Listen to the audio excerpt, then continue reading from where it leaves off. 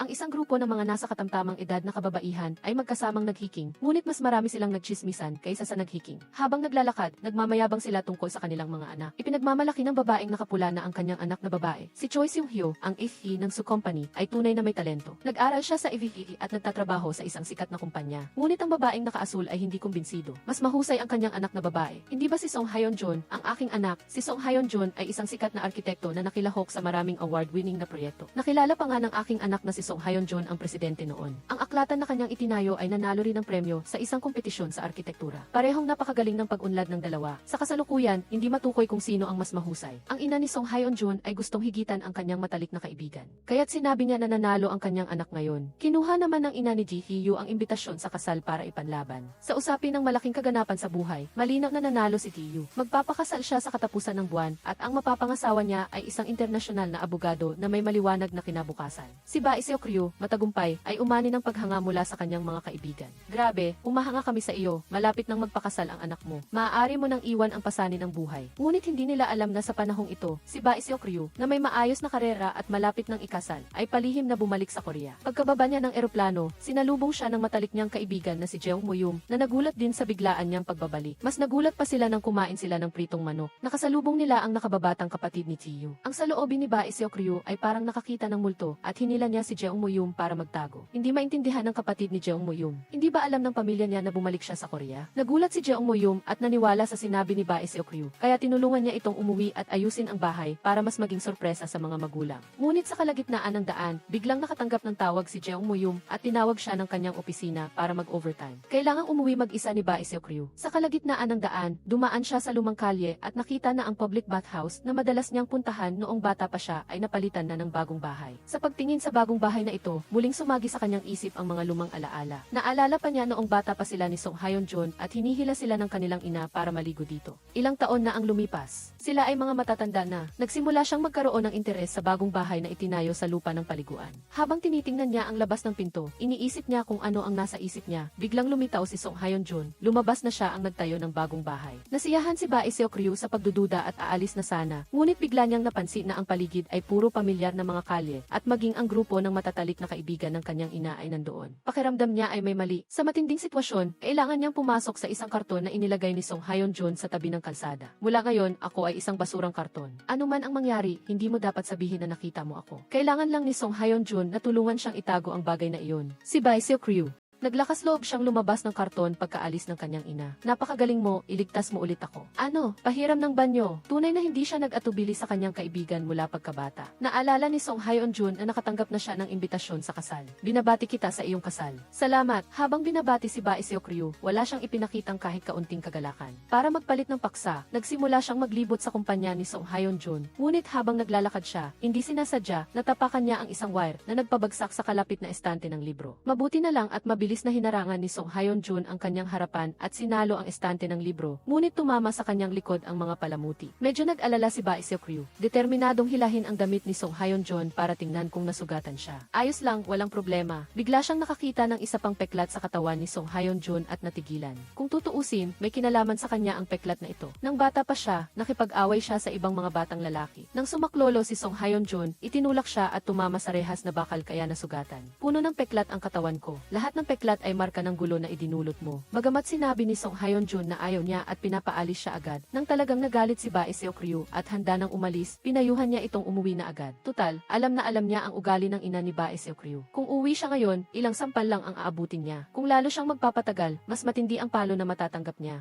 Ang pagtakas ay may kasamang takot at wala rin itong silbi. Dapat niyang harapin ang mga pagsubok. Sa oras na ito, ang kanilang kaibigang si Jeong Mo-yum, pagbalik sa unit, ay hinila ulit para magtrabaho. Ang propesyon ni Jeong Mo-yum ay miyembro ng rescue team. Ang propesyon na ito ay nakatakda na, basta may nangyaring insidente sa isang tao, kailangan nilang agad na lumitaw. Sa pagkakataong ito, may tumawag sa rescue team dahil may isang lasing na tiyuhin na nakahiga sa damuhan. Hindi rin malaman kung lasing siya o patay na. Dumating si Jeong Mo-yum para suriin. Bagamat humihinga pa rin, mayroon siyang tipikal na sintomas ng diabetes. Ang lasing na tiyuhin na may diabetes ay malapit ng mamatay. Gusto niyang kumuha ng sample para suriin ang tiyuhin, ngunit napakasama ng ugali nito, at hawak pa ang bote ng alak para takutin siya. Inuna ni Jeong Moyum ang kaligtasan at umatras na lang. Sa sandaling iyon, isang lalaki ang lumapit. Ako ay black belt sa taekwondo, hayaan niyo akong humarap dito. Ngunit bago pa siya makalabas ng 2 hakbang, nadapa na siya sa damuhan. Nagulat si Jeong Moyum nang makita iyon. Anong black belt? Ako ang black belt. Umabante siya at sinipa ang bote ng alak mula sa kamay ng tiyuhin. Ang lakas ng sipa na iyon ay ikinagulat ng tiyuhin. Pagkatapos, anuman ang sinabi niya, sumunod ang tiyuhin sa a black belt sir. Ang key black belt sir ay lubhang namangha sa domineering na likod ni Jeong Moyum. Samantala, matapos ang ilang pag-iisip, nagpa siya si Bae Seok-ryu na umuwi. Sa harap ng bahay, kinuha niya ang lahat ng kanyang damit at sapatos at isinuot ang mga ito. Bakit hindi ka bumili ng bulletproof vest? Siguro mayroon sa Amerika, di ba?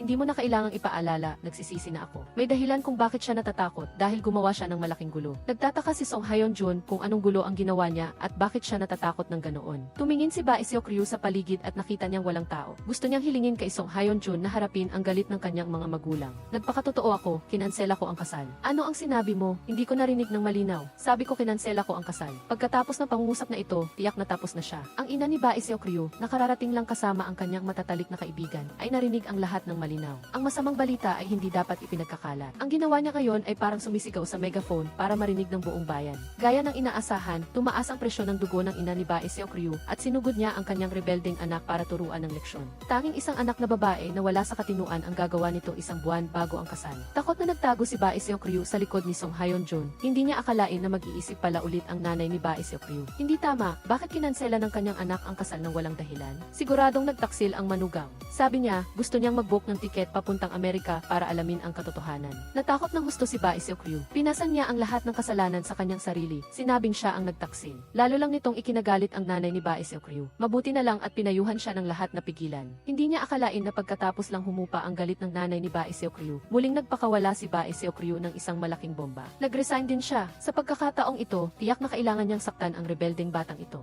Tinakot niya si Bae Seok-ryu, kaya hinila na lang niya si Song Hyon-jun at tumakbo. Hoy, bata, huminto ka para sa nanay mo. Nagtagumpay silang matakasan ang nanay ni Bae Seok-ryu at umupo sa tabi ng kalsada, humihingal. Hindi naniwala si Song Hyon-jun sa dahilan na sinabi ni Bae Seok-ryu na kinansela niya ang kasal at nag-resign at bumalik sa Korea dahil sa pagtataksil. Kahit na hanggang ngayon, si Bae Seok-ryu ay nagpapanggap na walang problema. Sa harap ng kanyang kaibigan mula pagkabata, kailangan ni Bae Seok-ryu na sabihin ang totoo. Sa totoo lang, pagod na lang siya. Nakaupo silang magkatabi at napagkamalan silang magkasintahan ng mga dumadaan. Sabay silang tumanggi, lihim na kinikilala na ang bawat isa ay anak lang ng kaibigan ng kanilang mga nanay. Ngunit ang pagkakaintindihan na ito ay baka mahirap pantayan kahit ng ordinaryong mag-asawa. Sa sandaling ito, tinawagan ng nakababatang kapatid ni Bae Seok-ryu si Song Hyon-jun. Pinapauwi na niya ang kanyang ate. Tiniyak ng nanay na hindi na niya gagalawin. Ngunit pagkapasok pa lang sa kotse, nalaman niyang ang mga salitita pala ay hindi mapagkakatiwalaan. Lumapit ka rito, anak. Ngayon, maglalaban tayo. Humarap si Bae Seok-ryu para tumakas. Tita, nahuli ko na siya. Bahala na po kayo kung paano niyo siya gustong parusahan. Mula pagkabata, si Bae Seok-ryu ay nakakagulat na nakakaintindi. Dahil mahirap ang kanilang pamilya, siya mismo ang nagtrabaho ng ilang trabaho para mag-ipon ng pera at bumili ng purong gintong brotse para sa kanyang ina. Tuwang-tuwa ang nanay ni Bae Seok-ryu sa kanyang pagkakaintindi. Ngunit ang anak na babae na dati masunurin ay biglang naging rebelyoso kamakailan. Tinalikuran niya ang kanyang mataas na sweldo sa Amerika.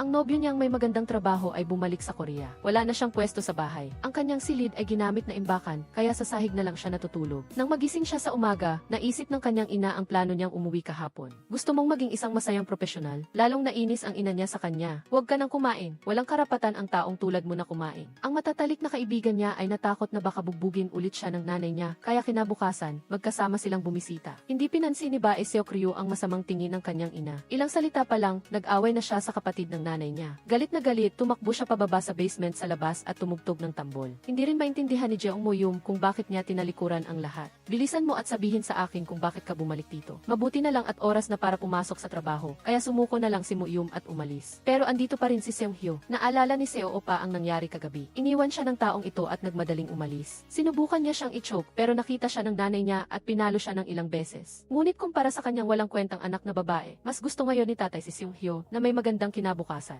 Nag-order pa siya ng steamed rice cake para ipagdiwang ang nalalapit na pagsisimula ng negosyo ni Seong Hyo. Inutusan ni nanay si Seok-ryu na ibigay ang cake sa opisina ni Seong Hyo. Nagtaka ang mga kasamahan nila tungkol sa kanilang relasyon. Nang malaman nila na si Seok-ryu ay childhood friend ni Seong Hyo, nagsimula silang magtanong kung paano sila nagkakilala noong bata pa sila. Ayon kay Seok-ryu, ipinanganak si Seong Hyo sa Gitis at hindi marunong mag-Korean nang bumalik bumalik siya sa Korea, kaya nahihiya siya sa mga estranghero. Dagdag pa rito, busy ang nanay niya na isang diplomat kaya wala siyang oras para alagaan siya. Kaya, ipinadala niya si Seung-hyo sa kanyang kakilala na si mommy ni Seo Ji-woo. Si Seo-ryu ay inatasan na alagaan si Seung-hyo. Hinila niya ito para maglaro. Sa totoo lang, masasabi na ako ang nagpalaki kay Seung-hyo. Agad namang sumagot si Seung-hyo. Siya ang unang baliw na nakilala ko sa buhay ko. Ayon sa kanya, naging ibang kwento ang alaala na ito. Noong una silang magkita, nagtago siya at ayaw makipagkamay kay Seo-ryu. Hindi dahil sa introvert o mahiyain siya, kundi dahil masyadong marumi ang mukha at kamay ni Seo-ryu noong panahong iyon. Pagkatapos, ayaw niya kay Seo-ryu. Nagiging madumi siya araw-araw. Ayaw ko siyang kalaro. Pero, pinilit ni Seo-ryu na makipaglaro sa kanya. Pumasok pa siya habang nasa banyo siya at kinukuha ang lahat ng pagkain na ayaw niyang kainin. Sinasabing hindi siya dapat maging mapili. Inagaw pa niya ang alkansya niya. Isa siyang tunay na kontrabida. Samantala, kumalat na ang balita tungkol kay Seo-ryu. Pinagtatawanan ang nanay niya saan man siya magpunta. Hindi matanggap ni tatay ang pagkapahiya, kaya gusto niyang magtanong,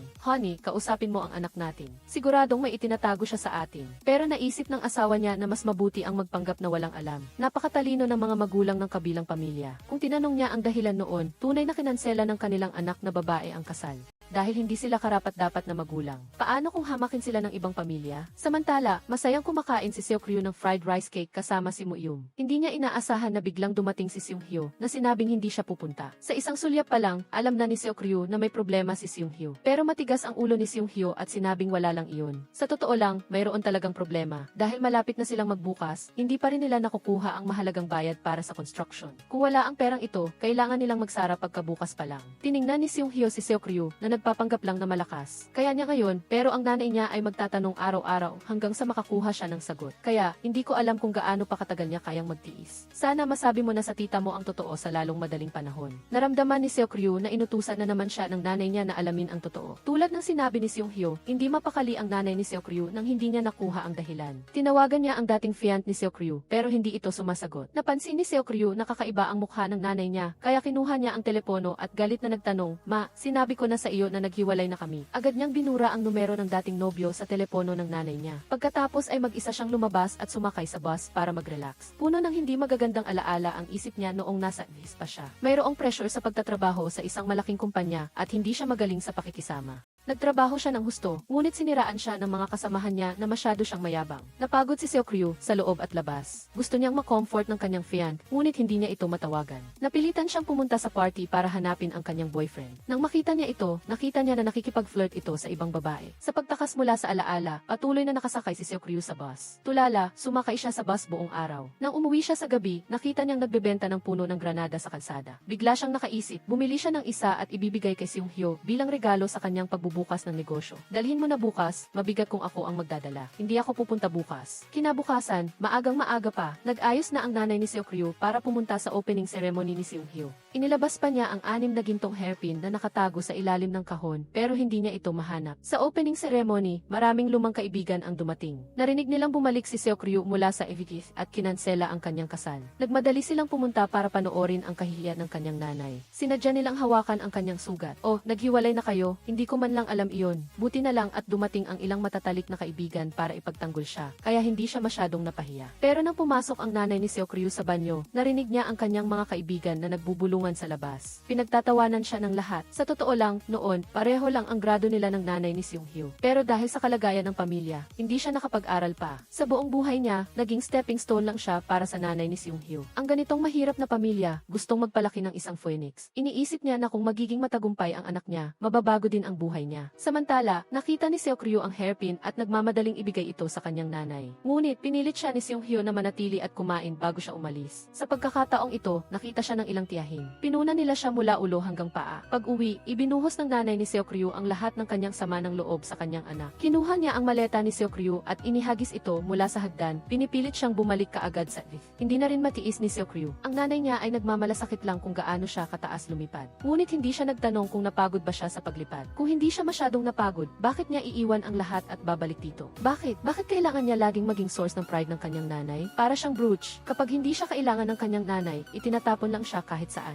Hindi man lang siya nag-aalala kung saan niya ito itinapon. Kapag kailangan niya ng palamuti para sa kanyang mahirap na buhay, kukunin niya ito at ilalagay sa kanyang dibdib. Ginagawa niya ito para lang maipakita at maipagmalaki ang sarili niya. Nakita ni Seung-hyo na tumakbo palabas si Seo-ryu. Nag-alala siya kaya sinundan niya ito sa amusement park. Pero nagpapanggap pa ring matapang si Seo-ryu. "Huwag kang piliting humiti ngumiti. Kung gusto mong umiyak o tumawa, pumili ka na lang ng isa. Hindi na nakapagpigil si Seokryu at humagulgol siya. Nasasaktan siya dahil sa pagka-hate niya sa kanyang ina. Pero tinulungan siya ni Seonghyo na maunawaan. Kung walang pagmamahal, walang magiging pagka-hate. Lahat ito ay dahil may mga inaasahan sila sa isa't isa. Naramdaman niya na binaliwala ng kanyang ina ang kanyang damdamin at naisip naman ng kanyang ina na hindi siya namuhay ayon sa gusto niya kaya nagkaroon sila ng pagka-hate. Nang maunawaan niya, gumaan ang pakiramdam ni Seokryu. Samantala, nagsimula na ring magsisi ang nanay ni Seokryu dahil sa kanyang pagiging masyadong demanding sa kanya. Kinabukasan, tumawag siya kay Seonghyo at humingi ng tulong para linisin at ayusin ang kwarto ni Seokryu. Nang umuwi si Seokryu, nakita niya na maganda na ang kanyang kwarto at nawala ang lahat ng kanyang galit. Sa gabi, nakahiga siya sa kanyang kama.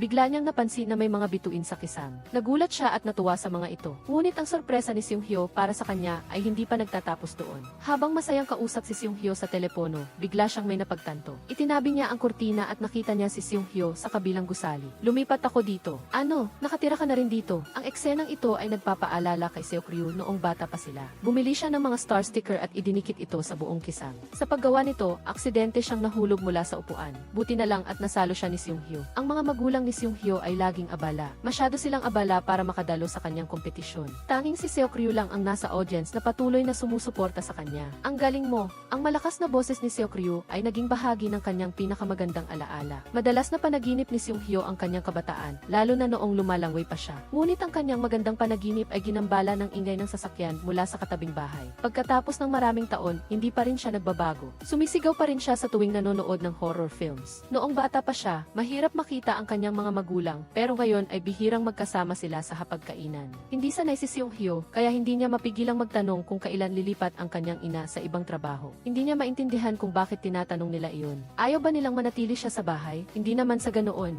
Hindi ba't ayaw ng nanay mo na manatili ng matagal sa Korea? Kumpara sa mga problema sa pamilya, masasabing maayos ang takbo ng karera ni Seonghyo. Ngayon, ang kumpanya ay nakakuha ng isang order para sa isang high-end nursing home. Samantala, pansamantalang tinigilan ng nanay ni Seokryu ang pagpilit sa kanyang magtrabaho. Sigurado siya na kahit gustong maging tamad ni Seokryu, hindi niya magagawa iyon. Tutal, hindi rin magtatagal si Seokryu. Hindi lahat ay kayang maging pito career person. Walang nakakakilala sa isang anak tulad ng kanyang ina. Sanay na si Seokryu sa abalang buhay at sanay na siyang pilitin ang sarili. Kahit na nakahiga lang siya sa bahay at naglalaro, kailangan pa rin niyang gumawa ng schedule para planuhin kung anong gagawin niya sa umaga, tanghali, hapon at gabi. Dahil sa tagal niya sa paglalaro, hindi maiiwasang magsawa siya. Ngunit abala ang mundo ng mga matatanda, kaya walang masyadong oras para sa isang taong walang trabaho tulad niya. Si Seokryu ay pumunta sa kanilang restaurant para hanapin ang kanyang mga magulang at kausapin sila. Nagkataon naman na nandyan ang kanyang high school class advisor para mag-order ng rice cake. Pagkatapos ng higit sa 10 taon, na-promote ang advisor sa pagiging principal ng high school, pero naaalala pa rin niya ang kanyang mahusay na estudyante. Noong high school, sikat siya sa kanilang eskwelahan. Nagkataon na may isa pang sikat na tao na pumunta sa eskwelahan ngayon, si Seonghyo. Narinig niya na magpapabid ang dati niyang eskwelahan para sa pag-renovate ng classroom at gymnasium. Siya ang unang pumunta para magbid. Ang kanilang guro. Nang makita ng kanilang guro ang dalawa sa kanyang mga mahuhusay na estudyante na ngayon ay haligi na ng bansa, hindi niya mapigilang ngumiti. Pinilit niya ang dalawa na magbigay ng lecture sa mga estudyante ngayon. Agad namang umalis si Seonghyo, gamit ang dahilan na busy siya sa trabaho. Hindi nagkaroon ng ganoong kaswerte si Seokryu. Hindi niya masabi na nag-resign na siya dahil sa kanyang pagmamataas. Kaya, pilit niyang pinagpatuloy ang pagbibigay ng lecture sa mga nakababatang estudyante. Ang mga high school students ay hindi interesado sa kanyang magandang resume, kundi mas interesado sila sa kung ano ang gusto niyang gawin noong nasa high school pa siya tulad nila. Natigilan si Seokryu. Malayo na ang narating niya at nakalimutan na niya ang kanyang orihinal na pangarap. Ngunit hindi pa rin nakakalimutan ni Seonghyo ang kanyang pangarap noon.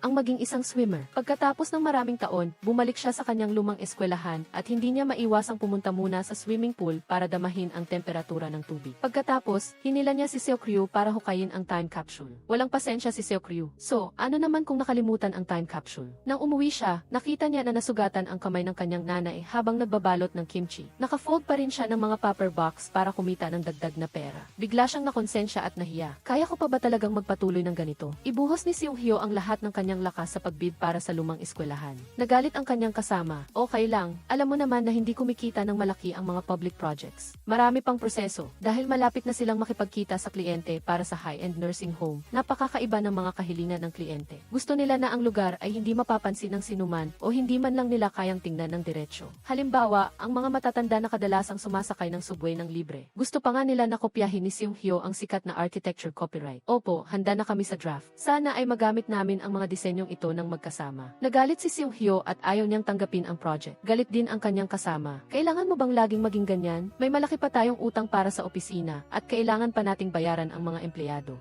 Matigas si Seung Hyo sa kanyang mga prinsipyo at dignidad. Gusto mo bang ibenta ang iyong kaluluwa para sa pera? Naghiwalay ang dalawa sa hindi pagkakaunawaan. Samantala, nakatanggap si Seok Ryu ng tawag mula sa isang recruiter. Agad siyang pumunta para makipagkita sa recruiter. Maganda ang kanyang career at resume. Nagkataon namang dumaan si Seung Hyo at nakita siya. Masayang sinabi ni Seok Ryu na hinahabol siya ng recruiter at malapit na siyang magkaroon ng trabaho. Pero, interesado lang si Seung Hyo kung gusto pa rin niya ang trabahong iyon. Nakita niya na pinipilit lang niya ang sarili. Sa totoo lang, ayaw niya talagang gawin ang trabahong ito. Pinayuhan niya siya na isipin kung ano talaga ang gusto niyang gawin. Ano ang kanyang pangarap? Napansin ni Seung Hyo ang kanyang pagpapanggap kaya nag-react si Seok Ryu ng may emosyon. Pangarap ang sinasabi mo? Akala mo ba madaling magkaroon ng pangarap? Tanging ang mga taong may oras lang para hanapin ang kanilang pangarap ang may pangarap. Ang mga anak ng mayaman at may magandang background tulad mo na hindi kailanman nakaranas ng pagsubok o pagkabigo sa buong buhay nila, paano mo maiintindihan ang hirap ko? Ngunit sinabi ni Seung Hyo na dumanas din siya ng ganoon. Agad namang nalaman ni Seok Ryu na nagkamali siya. Noon, binigyan siya ni Seok Ryu ng tuwalya at hiniling sa kanyang manalo ng gold medal sa Olympics. Ngunit tumingin lang si Seung Hyo sa tuwalya at hindi niya napansin ang red light kaya naaksidente siya. Hindi na niya kayang magpatuloy sa high-intensity training bilang isang swimmer. Kahit na mayaman si Seung Hyo, napilitan pa rin siyang isuko ang kanyang pangarap. Ngunit ang mga salita ni Seok Ryu ay nagpatawa sa kanya. Pinag-isipan niya ang kanyang sarili at naramdaman niya na masyado siyang idealistic. Masyadong malupit ang mga salita niya kahapon. Hindi nag-aalala ang kanyang kasamahan sa kanya. Nagkaayos ang dalawa. Nag-isip naman si Seok Ryu tungkol sa kanyang pangarap. Nalaman niya na mula pa noong bata siya, sinubukan lang niyang matugunan ang mga inaasahan ng kanyang ina at ng mga tao sa paligid niya. Bilang resulta, nakalimutan niya ang sarili niya at kung ano ang gusto niyang gawin. Para mahanap ang kanyang dating sarili, bumalik siya sa kanyang lumang eskwelahan sa hating gabi para hanapin ang time capsule. Ngunit wala siyang nakita. Ang kanyang guro pa rin ang nagpaalala sa kanya na nasa swimming pool si Seung Hyo. Ano ang hawak mo? Ang sulat ko ba yan? Sa totoo lang, nauna nang bumalik si Seung Hyo at hinukay ang time capsule. Sinadya niyang basahin ng malakas ang sulat na sinulat ni Seok Ryu noong siya ay 58. Tumalon si Seok Ryu para agawin ito kay Seung Hyo at nang hindi niya ito makuha, tumalon siya sa pool. Takot sa tubig si Seok Ryu kaya nag-alala lang siya sa gilid. Alam mo ba, simula nang tumigil ako sa paglangoy, ngayon lang ako pumunta sa swimming pool. Pagkatapos ay hinila niya si Seok Ryu at inalala kung gaano siya katapang noon. Matapos masugatan si Seung Hyo, nag-iisa siyang nagdusa at tumanggi na magpapasok ng bisita. Ngunit si Seok Ryu ay pinalayas at kinailangan niyang akyatin ang hagdan para lang makita siya. Ito ang unang beses na narinig kitang nagsalita sa buwang ito. Sa mga mata ni Seung Hyo, iba si Bae Seok Ryu noon, napakakulit at puno ng enerhiya. Ngunit ngayon ay naging karaniwan at walang dating. Dahil sa mga salita ni Choi Seung Hyo, nabawi ni Bae Seok Ryu ang kanyang tapang. Kahit takot sa tubig, tumalon pa rin siya sa swimming pool. Tumakbo si Choi Seung Hyo para alalayan siya. Sinabihan siyang isipin na isa siyang dikya at kung hindi niya kaya, aalalayan siya nito para maramdaman niya ang paglutang sa tubig. Nakahiga si Bae Seok Ryu sa tubig, nararamdaman ang kapayapaang hindi pa niya nararanasan. Sa wakas, nagsimula siyang ibunyag ang pagkalito sa kanyang puso. Pagbalik sa Korea, nang wala ang label ng malaking kumpanya sa Amerika, naramdaman niya na wala siyang silbi at na-stuck lang siya. Sinabi ni Choi Seung Hyo na ang taon na tinalikuran niya ang paglangoy.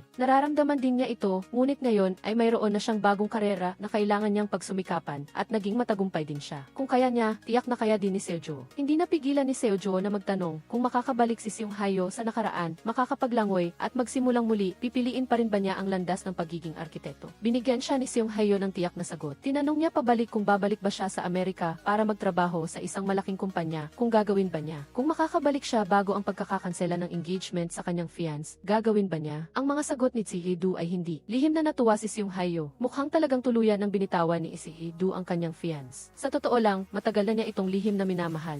Ang mga imahinasyon tungkol sa hinaharap sa time capsule, 15 taon na ang nakalipas ay isa ring pag-amin ni Bae Seok Ryu. Lumabas ang dalawa sa gymnasium at sabay na binasa ang mga liham na itinago nila sa time capsule, 15 taon na ang nakalipas. Sobrang curious si Bae Seok Ryu kung ano ang isinulat ni Choi Seung Hyo. Nabasa mo na ba? Ano? Ano ang nakasulat doon? Wala. Takot si Choi Seung Hyo na makita niya, kaya tumakbo siya pauwi dahil sa liham. Karamihan ay lihim na pagmamahal niya kay Bae Seok Ryu. Ngunit hindi niya maintindihan kung bakit niya iniwan ang ebidensya. Nanatili pa ring matigas ang bibig ni Choi Seung-hyo sa simula, ngunit ngayon ay wala na. Si Bae Seok-ryu naman ay medyo nadismaya dahil sa liham na isinulat niya 15 taon na ang nakalipas, hindi rin pala niya isinulat ang kanyang mga pangarap dito. Walang makitang bakas. Kinabukasan, naghanda siyang hanapin kung ano talaga ang gusto niyang gawin at nagpa siyang simulan ang paghahanap ng kanyang mga pangarap simula ngayon. Nagdala din ng magandang balita ang kasamahan ni Choi Seung-hyo. Gustong magtayo ng malaking kumpanya sa Amerika ng gusali sa South Korea. Sila at isang malaking kumpanya ng arkitektura ay maaaring magkasamang makipagkumpetensya para sa pagkakataong ito. Ngunit ang antas ng Ingles ng dalawa ay hindi sapat para sa komunikasyon sa trabaho. Nang makita ito ni Bae Seok-ryu sa tabi, isinalin niya para sa dalawa. Nang marinig ng kasamahan na si Bae Seok-ryu ay dating empleyado ng kumpanyang ito, masigasig niyang inanyayahan siyang pansamantalang maging tagasalin para sa kanilang kumpanya na responsable sa pakikipag-ugnayan sa kumpanya sa Amerika. Sa simula ay ayaw ni Bae Seok-ryu at nakita rin ni Choi Seung-hyo na ayaw niya. Pero dahil sa labis na sinseridad ng kasamahan, sa huli ay tinanggap pa rin niya. Medyo nag-alala si Choi Seung-hyo para sa kanya. Sigurado ka bang gusto mong pasanin ang problemang ito? Madadamay si Jeong Mo-young doon. Para kay Bae Seok-ryu, ang bagay na ito ay para lang tumulong sa isang kaibigan mula pagkabata, wala lang. Kaysa rito, mas interesado siya kung bakit hanggang ngayon ay nagtatrabaho pa rin si Choi Seung-hyo. Ano pa ba ang dahilan? Siyempre, dahil sa dami ng trabahong kailangang ayusin. Masaya ba ang trabaho? Nakakatuwang kahit 24 oras na hindi kumakain ay masaya pa rin, at kahit 72 oras na nagtatrabaho ay masaya pa rin. Isa pang workaholic na tulad ni Choi Seung-hyo ay ang kanyang ina. Ilang buwan pa lang siyang nakabalik sa Korea, hindi na siya mapakali at hindi mapigilang bumalik sa Ministry of Foreign Affairs. Nagpaalala sa nakatataas na pinuno na payagan siyang umalis, ngunit iniiwasan ito ng nakatataas na pinuno. Nang makita ito, nagsimula siyang magkaroon ng masamang pakiramdam. Natapos ang isang araw ng trabaho at gabi na. Sa wakas, umuwi na si Choi Seung-hyo sakay ng kotse, ngunit hindi niya inaasahan na makikita niya sina Jeong Mo-young at ang reporter. Nag-aagawan sila ng isang bote ng tubig sa convenience store. Nagkataon naman na sabay-sabay silang umupo at nagkakilala. Pagkatapos ng ilang salita, parang pamilyar si Bae Seok-ryu sa reporter. Ngunit si Bae Seok-ryu ay 15 taon nang hindi umuwi sa bansa at kamakailan lang lumipat ang reporter sa lugar na ito. Hindi pa dapat sila nagkita. Habang curious sila kung saan dati ang reporter, nagmamadali itong naghanap ng dahilan para umalis. Kaya naman, umuwi ang tatlong magkakaibigan. Sa daan, binanggit ni Bae Seok-ryu ang time capsule na hinukay nila, ngunit ang kakaiba ay walang sulat ni Jeong Mo-young sa loob ng capsule. Hindi man lang nagulat si Jeong Mo-young dahil ng araw na iyon, hinukay na niya at binasa ang lahat ng sulat ng iba. Agad na nakaramdam ng pagkabahala si Choi Seung-hyo. Buti na lang at pinanatili pa rin ni Jeong Mo-young ang kanyang reputasyon at hindi ibinunyag ang nilalaman ng sulat. Ang pag-uusap sa American company ay tila maayos, ngunit nang matapos ang video conference, nakalimutan ng kabilang panig na patayin ang mic. Nagkataon naman na nanatili si Bae Seok-ryu at narinig ang sinabi nila, matagal na nilang pinili ang malaking kumpanya na iyon bilang kontraktor. Sila ay may sigasig lamang, walang background, at wala sa saklaw ng konsiderasyon. Sa kabila ng matinding galit, agad niyang sinabi kay Choi Seung-hyo ang tungkol dito. Ngunit sinabihan siya ni Choi Seung-hyo na huwag sabihin sa kasamahan upang hindi na ito magdulot ng karagdagang problema. Siya naman, gusto pa ring makagawa ng perpektong disenyo at magsusumikap hanggang sa huling sandali dahil sa kanyang prinsipyo ng pantay na pakikitungo sa lahat ng bagay, gaano man kaliit ang trabaho o gaano karaming nakatagong detalye. Nakita ni Bae Seok-ryu na imposibleng mangyari ito. Mas mabuti pang tuluyan ng iwanan ang proyektong ito at huwag nang mag-aksaya ng lakas. Alam ni Bae Seok-ryu kung gaano kasuklam-suklam ang kumpanyang ito at naunawaan niya na walang silbi ang pagsisikap ni Choi Seung-hyo, ngunit hindi niya ito mapapayuhan. Naiinis na lang siyang umalis, hindi alam ng kasamahan ang nangyari at iniisip pa rin na nasa kamay na nila ang tagumpay. Basta't kasama ka, hindi magiging kalaban natin ang mga taga-Hwangyaong-in. Nang dumating na ang oras para makipagkita sa kumpanya sa Amerika, kahit na nag-away pa lang sina Bae Seok-ryu at Choi Seung-hyo, maayos pa rin siyang nagbihis at dumating sa tamang oras. Natatakot ako na hindi kayo marunong mag-Ingles at pagtawanan kayo. Matigas man sabihin iyan, dati naman si Bae Seok-ryu ang madalas na binubuli sa kumpanyang ito. Ang pinuno na namamahala sa pag-uusap ngayon ay ang dating superior na nagpahirap sa kanya. Palagi siyang pinupuri ng taong ito dahil sa kanyang kakayahan na siya ay puno ng sigasig at responsibilidad at pagkatapos ay ibibigay sa kanya ang lahat ng trabaho. Sa likod niya, nakikisama pa siya sa iba para pagtawanan siya. Subukan lang natin. Nalaman ko na kapag pinuri lang natin siya ng kaunti, gagawin na niya ang lahat para sa atin. Napilitan si Bae Seok-ryu na mag-isang pasanin ang trabaho ng buong grupo. Kasabay nito, ikinakalat pa ng superior sa buong kumpanya ang dahilan kung bakit nag-leave si Bae Seok-ryu 3 taon na ang nakakaraan. Nang marinig niya mismo, naintindihan ni Bae Seok-ryu na nabiktima pala siya ng Korean bullying sa Amerika. Nakita ng superior na narinig niya, ngunit hindi man lang ito pinansin. Talagang makapal ang mukha ng taong ito at walang hiya. Ngunit muling hinarap ni Bae Seok-ryu ang lalaki. Pakiramdam niya ay nakaupo siya sa mainit na uling. Hindi pa nga sinasadya niyang matamaan ang baso ng tubig. Nagdahilan siyang nagmamadali siyang umalis, ngunit hindi niya inaasahan na makakasalubong niya ang superior sa mismong pasilyo. Ginago niya si Bae Seok-ryu, ikaw ang aking anghel sa Jeong Mo-young. Isang isang matalino at maginhawang software. Narinig ito ni Choi Seung-hyo at galit na galit siyang gustong sumugod at saktan ang lalaki. Paano mo nagawang baliwalain ang empleyado ng pangkalahatang kumpanya? Hindi ko palalampasin ito. Ayaw ni Bae Seok-ryu na madamay si Choi Seung-hyo dahil sa kanya. Agad siyang nagbitiw doon. Wala na siyang koneksyon kay Choi Seung-hyo at humingi siya ng pabor sa superior na huwag pahirapan si Choi Seung-hyo. Ngunit lumakas ang loob ng lalaki at humingi kay Bae Seok-ryu na lumuhod sa kanya. Umabot sa sukdulan ang galit ni Bae Seok-ryu. Luluhod ang ulo mo. Sinuntok niya ang lalaki ng malakas at pagkatapos ay sinampal ulit. Titipunin ko ang ebidensya ng pang-aapi mo sa subcontractor, panggagaya, pagpapabaya sa responsibilidad at manipulasyon ng pag-iisip. Kung maglakas loob siyang maghiganti, ang pinakamasama ay isusumbong ko ang mga ginawa niya noon. Palakihin natin ang issue at tingnan natin kung sino ang mauna. Paglabas niya ng bulwagan, sinundan siya ni Choi Seung-hyo sa buong daan. Nang mapagod siya at huminto, inali niya si Bae Seok-ryu. Pinagpalit niya ang kanyang sapatos ng mas komportable at dinala siya sa lugar kung saan madalas maglagay ng T-love locks ang mga magkasintahan.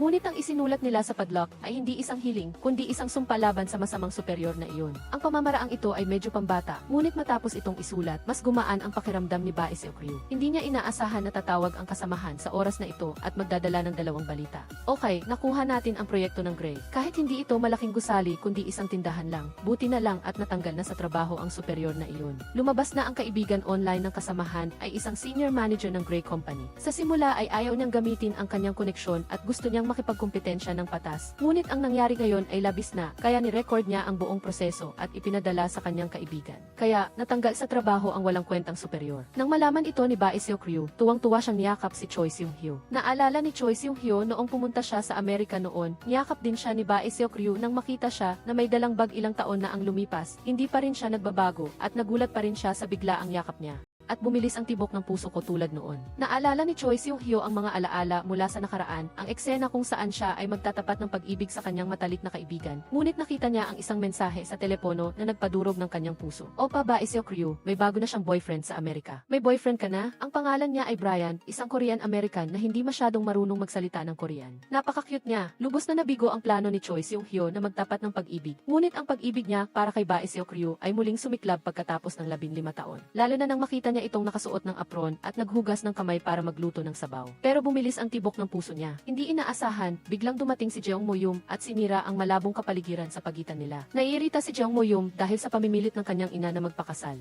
Ayaw niyang magpakasal, ngunit gusto niyang makita ang mga larawan ng kasal ni Bae Seok-ryu. Nang makita ang kanyang nagniningning ng ngiti sa mga larawan ng kasal, nagsimulang magtaka si Jeong Mo-yum. Nakalimutan na ba talaga ni Bae Seok-ryu ang kanyang ex-boyfriend? Ang sagot ni Bae Seok-ryu ay hindi inaasahan, hindi, mahal ko pa rin siya. At ang sagot na ito ay narinig ni Choi Seung-hyo, nakararating lang. Mula ng araw na iyon, nagsimula siyang saktan si Bae Seok-ryu nang walang dahilan. Ano ang hindi mo gusto sa akin? Naglalabas ka lang ba ng galit sa akin o nagtatanim ka ng sama ng loob? Habang nagtatalo ang dalawa, biglang may lumitaw na babae at niyakap si Choi Seung-hyo mula sa likod. Nagulat si Choi Seung-hyo at nang lumingon siya, nakita niya na ito pala ang kanyang ex-girlfriend. Sa simula pa lang, ang kasamahan ay labis na hindi nasisiyahan sa pagbabalik ng ex-girlfriend upang kulitin si Choi Seung-hyo dahil ang kanilang breakup ay magulo at pangit. Ang ex-girlfriend ang nagtaksil kay Choi Seung-hyo. Ngunit sa pagdating niyang muli, agad siyang binigyan ni Choi Seung-hyo ng malaking proyekto dahil siya ay isang ceramist artist at may isang tindahan na gustong makipagtulungan sa kanya upang gumawa ng mga kapehan. Bagamat hindi niya alam kung ano ang koneksyon nito sa isang architectural designer, ginamit niya ang dahilan na mas naunawaan ng mga arkitekto ang interior design ng pamilya upang lapitan si Choi Seung-hyo para makipagtulungan. Nakita ng kasamahan ang agarang benepisyo at agad na inialay si Choi Seung-hyo sa kanya. Napilitan si Choi Seung-hyo na tanggapin ang order na ito. Nakita ni Bae Seok-ryu ang ex-girlfriend ni Choi Seung-hyo at naalala rin niya ang kanyang bakasyon sa bansa at ang nakita niya sa harap ng bahay.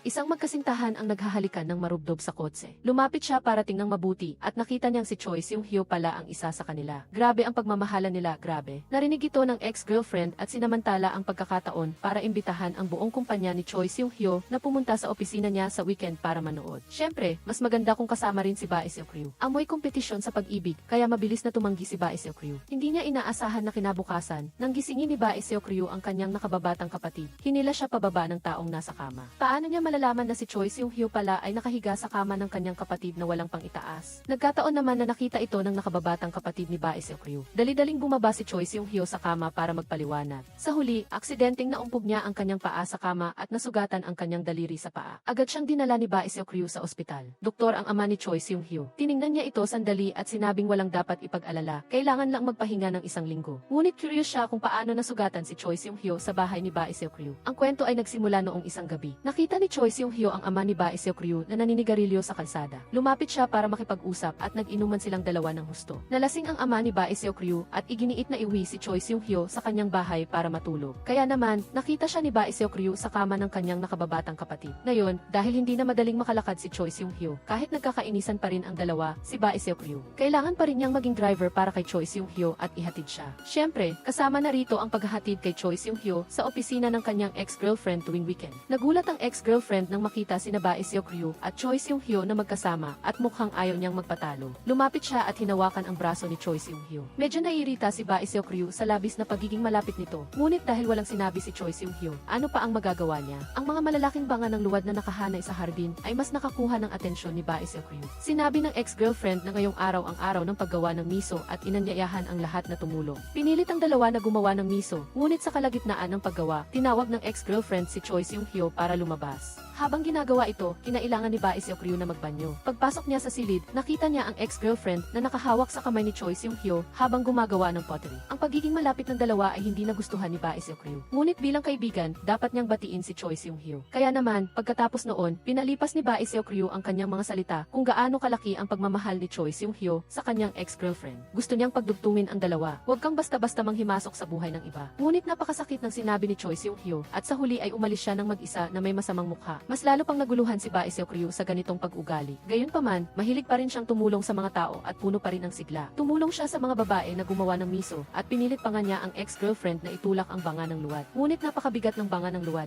Aksidente siyang nahulog kasama nito. Hindi pa nakakapagsalita ang ex-girlfriend. Tumalo na si Choi Seung-hyo sa galit. Bakit hindi ka nag-ingat? Hindi mo na nga maasikaso ang sarili mo. Bakit mo pa pinipili? Sobra ang sinabi niya kahit ang ex-girlfriend ay hindi napigilang ipagtanggol si Ba Seok-ryu. Naramdaman ni Ba Seok-ryu na nawalan siya ng mukha at labis siyang nasaktan. Samantala, kailangan pa ring magtrabaho ni Jeong Mo-yum sa weekend. Ngayon, nakatanggap siya ng tawag para humingi ng tulong. Pagdating niya, nakita niyang isang 5 taong gulang na bata ang humihingi ng tulong. May lagnat ang bata ngunit mag-isa lang sa bahay. Agad na dinala ni Jeong Mo-yum ang bata sa ospital. Nang makatanggap ng balita ang ama, agad siyang tumakbo sa ospital. Tiningnan siya ni Jeong Mo-yum at nakita niyang kakilala niya ito.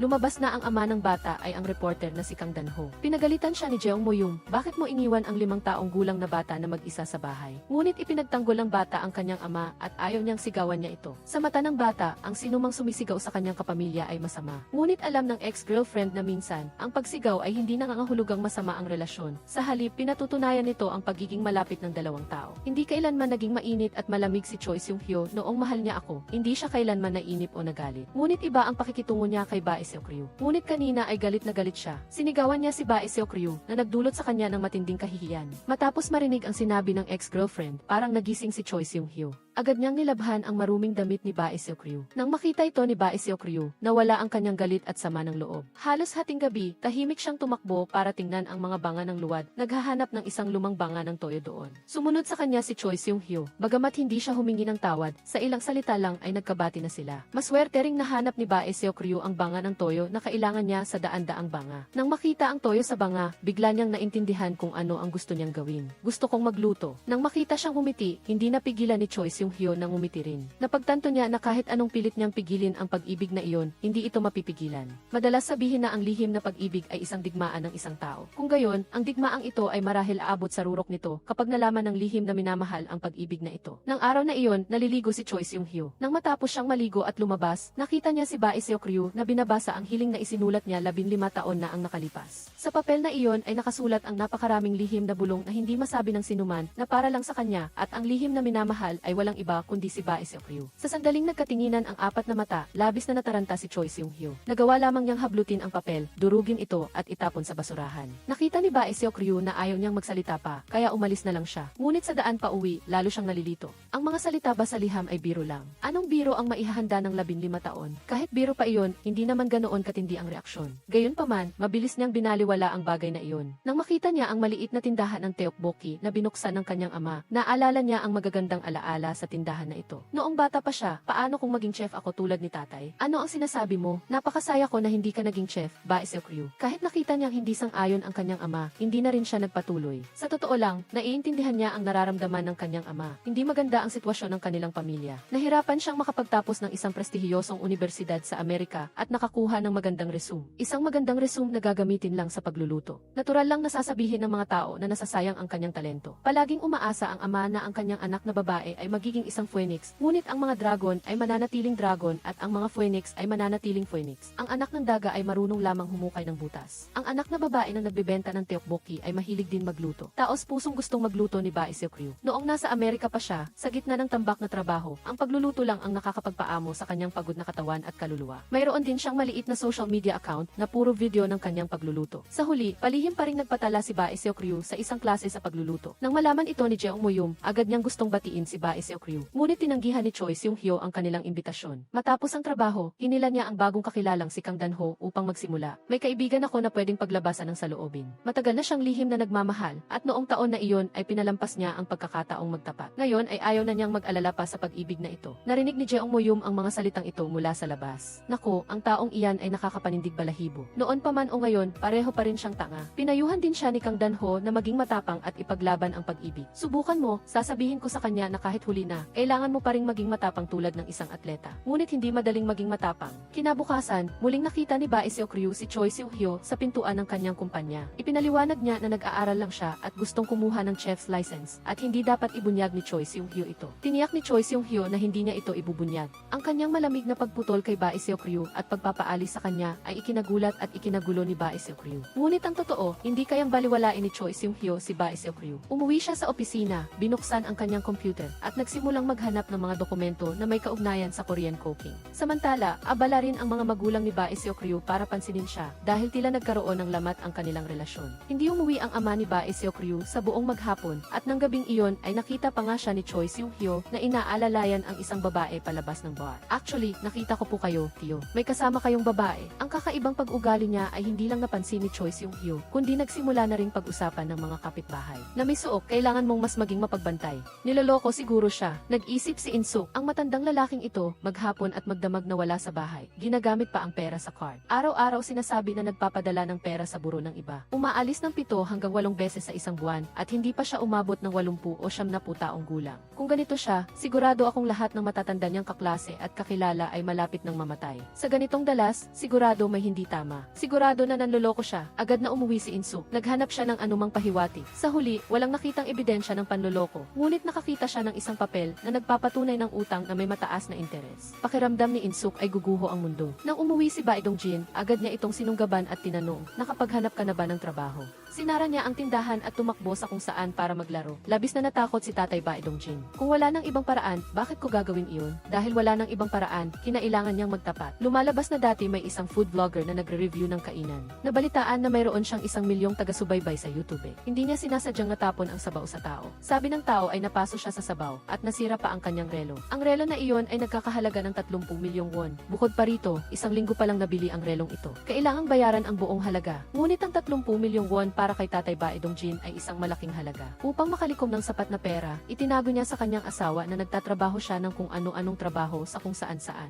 Kaya kahit gabi na, nagmamaneho pa rin siya ng taxi. Nang makita ni Choi Seung-hyo na inaalalayan niya ang isang babae palabas, nalaman niyang customer lang pala iyon na inihahatid niya pa uwi. Kahit sa kabila ng pagtatrabaho niya ng ganoon kahirap, 20 milyong won pa lang ang kinikita niya. Nang marinig ito ni Namisok, lalo siyang nagalit at pinagalitan ang kanyang asawa kung bakit hindi niya sinabi sa kanya. Ngunit labis ang pagdududa ni Ba Jun-sik sa sarili. Pakiramdam niya ay wala siyang silbi sa buong buhay niya maliban sa paggawa ng tteokbokki. Kung malalaman ng kanyang asawa na nagkamali siya ng ganoon, siguradong iisipin nitong wala siyang silbi. Kung hindi niya maipagpapatuloy ang tindahan ngayon, hindi na siya makakapag-fry tteokbokki sa hinaharap. Labis na nalungkot si Ba Seokryul at gusto niyang payuhan ang kanyang ama na magsumbong sa pulisya. Ngunit hindi siya naglakas loob. Maliit lang ang negosyo. Kung lalaki ang issue, siguradong mawawasak ang tindahan. Kahit isang reklamo lang, ang pansamantalang pagpapasara ay isang malaking dagok para sa isang maliit na tindahan na tulad nito. Kinabukasan, tiningnan ni Ba Seokryul ang gihi. Ngunit naunahan na pala siya ni Choi Seung-hyo sa pag-imbestiga sa mga gihi sa paligid. Natukoy niya na ang dalawang taong iyon ay mga manloloko at paulit paulit-ulit na itong ginawa. Nagsinungaling siya na siya ang anak ng Sifi ni Bae Seokryu at nilinlang niya sila para magbigay ng pera. Matapos ibigay ang pera, hiniling niya na ipakita sa kanya ang nasirang relo. Si Choi Seung-hyo mismo ay may katulad na relo, kaya nang hawakan niya ito, agad niyang napagtanto na peke ito. Hindi rin tugma ang serial number. Mura lang itong peke. Saan mo ito nabili? Nang mabunyag ang panloloko, tumakbo paalis ang manloloko. Isang hakbang lang ang huli si Choi Seung-hyo at napatingin na lang sa kanyang paglampas sa red light. Ngunit agad na dumating si Bae Seokryu, hinarang ang manloloko at binugbog ito. Tinulak siya ng manloloko. Nag-alala si Choi Seung-hyo nang makita si Bae Seokryu na nasaktan. Sa sandaling iyon, dumating ang matangkad at malakas na nakababatang kapatid ni Bae Seokryu. Sa pagkakataong ito, malamang na masama ang mangyayari sa manloloko. Pagkatapos nito, labis na nagpasalamat si Bae Seokryu kay Choi Seung-hyo. Huwag kang masiyahan sa akin, ang sabi ni Choi Seung-hyo, hindi iba sa akin ang ama ni Bae Seokryu. Hindi niya maintindihan kung bakit ganoon siya kalamig. Hindi na ba magiging katulad ng dati ang kanilang relasyon? Sinabi ni Choi Seung-hyo na lahat sila ay lumaki na. Hindi na tayo mga bata. Bakit pa natin gustong bumalik sa nakaraan? Lahat ay sumusulong at kailangan nating igalang ang privacy ng bawat isa. Ngunit kinabukasan, habang nasa klase sa pagluluto si Bae Seokryu, nang makita niya ang gimbap ng propesor, agad niyang naalala si Choi Seung-hyo dahil ito ang paboritong pagkain ni Choi Seung-hyo noong bata pa siya. Gumawa siya ng isang buong kahon at pagkatapos ng klase ay agad niyang hinanap si Choi Seung-hyo para ibigay sa kanya ang paborito niyang gimbap. Ngunit nagalit si Choi Seung-hyo at pinagalitan siya. Sinabing hindi siya naiintindihan ni Bae Seokryu at hindi na dapat manghimasok sa kanyang buhay. Wala nang kahulugan ang nakaraan.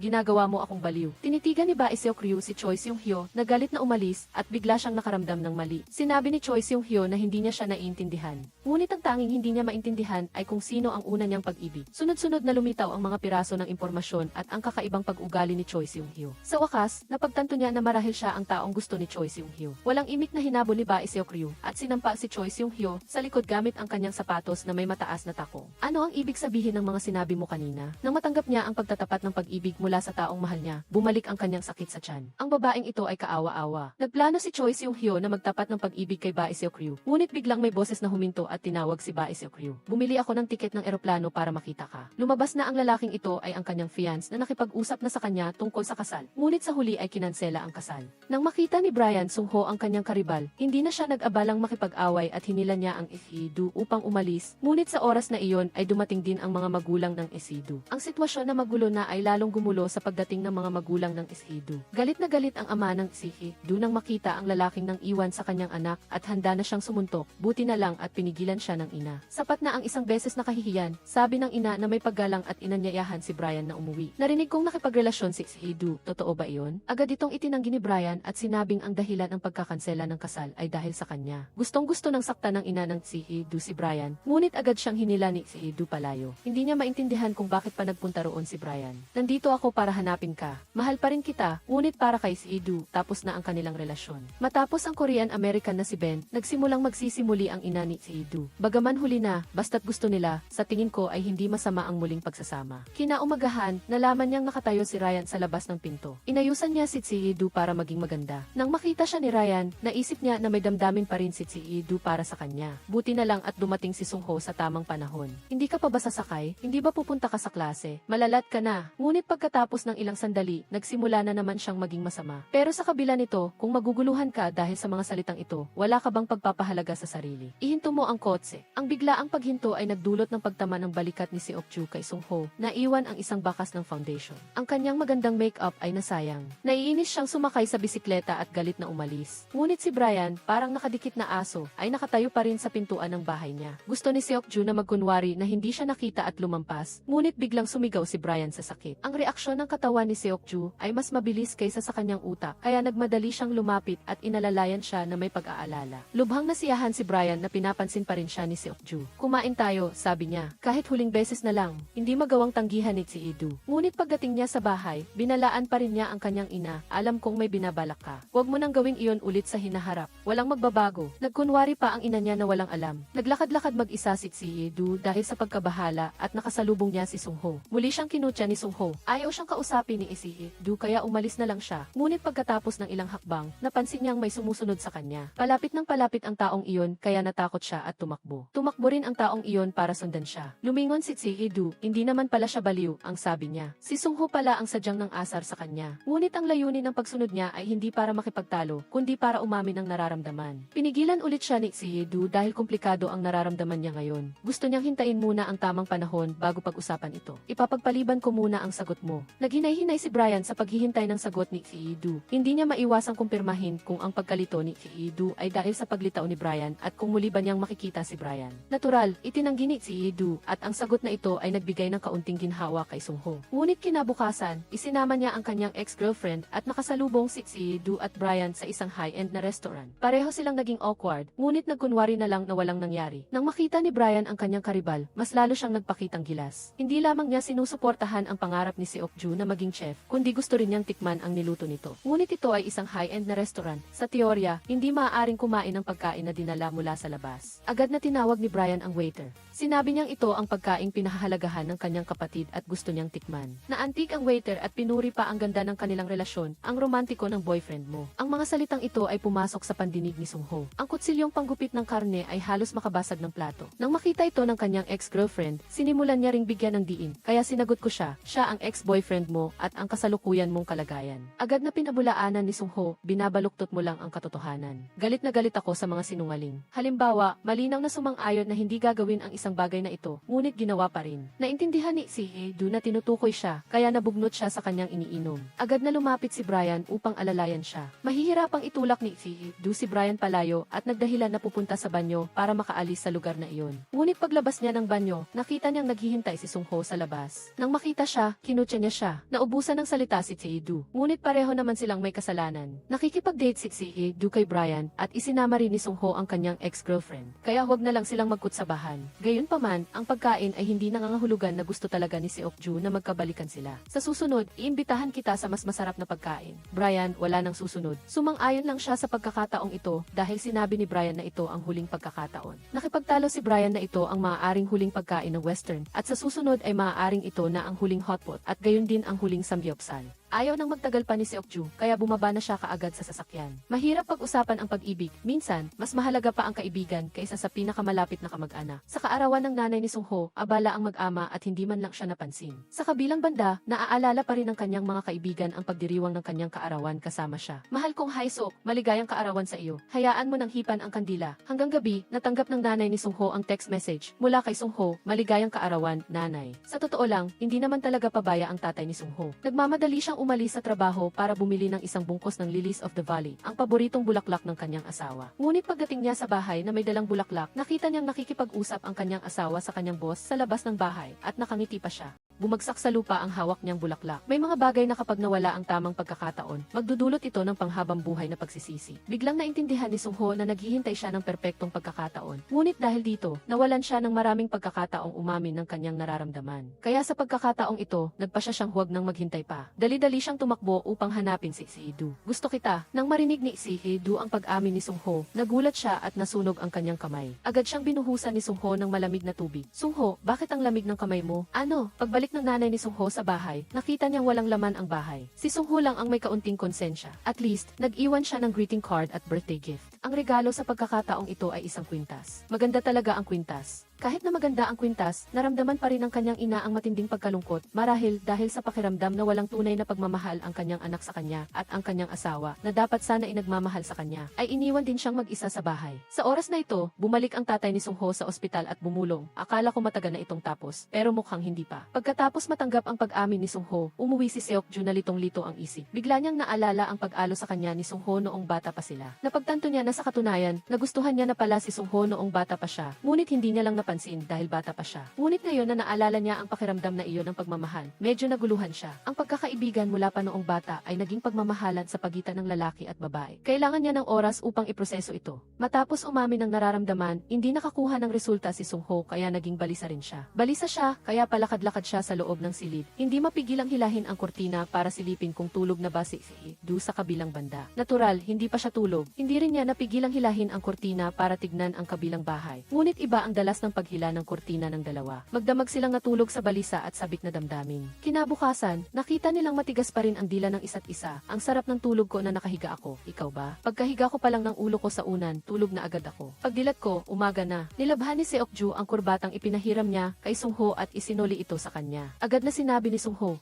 Kapag umalis ako sa mundo, dadalhin ko ang kurbatang ito sa libingan. Lalo pang nairita si Chihidu. Maaari ba talagang ipagpaliban ang sagot ko? Pero dapat may hangganan. Iminungkahi ni Sungho na mamili sila sa supermarket at gawing basehan ang expiration date ng produkto. Gustong bumili ni Chihidu ng dileta dahil karaniwan itong may 2 taong shelf life. Hindi naman ganoon katagal maghihintay si Sungho, kaya agad niya itong hinila sa dairy section para bumili ng gatas. Nang makita ni Chihidu na pinipili niya ang gatas na may pinakamaikling expiration date, hindi niya na nakayanan at tumakbo na lang siya palayo. Agad na kumuha si Sungho ng karton ng gatas na may pinakamaikling expiration date. Pag uwi niya, kukunan niya ito ng litrato at ipapadala kay Chihidu. Ang expiration date ng gatas ay 11 araw lang. Mapipilitang sumagot si Chihidu sa loob ng 11 araw. Dito, kaunting pag-unlad pa lang ang kanilang relasyon nang magsimulang maghanap ng gulo ang nakababatang kapatid ni Seokju na tinatarget ang pensyon ng kanilang ina para magsimula ng kanyang sariling negosyo bilang content creator. May 2 milyon won lang si nanay. Ito ay investment, nay. Paano magiging sapat ang ganoong kaliit na halaga? Agad na pinigilan siya ni Chihidu dahil sa pagmumura niya, nainis ang kanyang kapatid. Pakiramdam niya ay wala namang pinagkaiba si Chihidu sa kanya. Pareho lang silang umaasa sa kanilang magulang. Sino ka para pagsabihan ako? Galit na galit si Chihidu at mas lalo siyang nainis sa pagpapalaya ng kanyang ina. Sa edad na ito, naglalaro pa rin ang kapatid ko at walang ginagawa. Kasalanan mo iyan sa pagpapalaki sa kanya ng maluwag. Lagi mo siyang kinakampihan at pinapatawad. Narito ang dahilan ng ina, naniniwala siyang hindi siya paborito. Ngunit nang ipanganak ang kanyang anak na lalaki, mayroon siyang butas sa puso. Sinabi ng doktor na hindi siya dapat umiyak kung hindi, magiging napakadelikado kung kailangan niyang operahan. Kaya hindi niya nagawang disiplinahin ng husto ang kanyang anak. Ngunit ayon kay Seokju, sumara na ang butas sa puso. Ngunit pinabayaan pa rin ng kanyang ina ang kanyang nakababatang kapatid. Kailan pa kaya niya maiintindihan na ang pagpapabor ng kanyang mga magulang sa kanyang nakababatang kapatid ay hindi dahil sa sakit, kundi dahil lamang sa ito ay isang anak na lalaki. Dahil sa pagiging isang anak na lalaki, siya ay mapagmahal at pinahihintulutan sa lahat ng kanyang ginagawa na napakakaraniwan. Ito ang katayuan ng isang prinsipe. Hindi maintindihan ni Seokju ang puntong ito at patuloy siyang nasasaktan dahil dito. Samantala, masaya naman ang araw ni Sungho.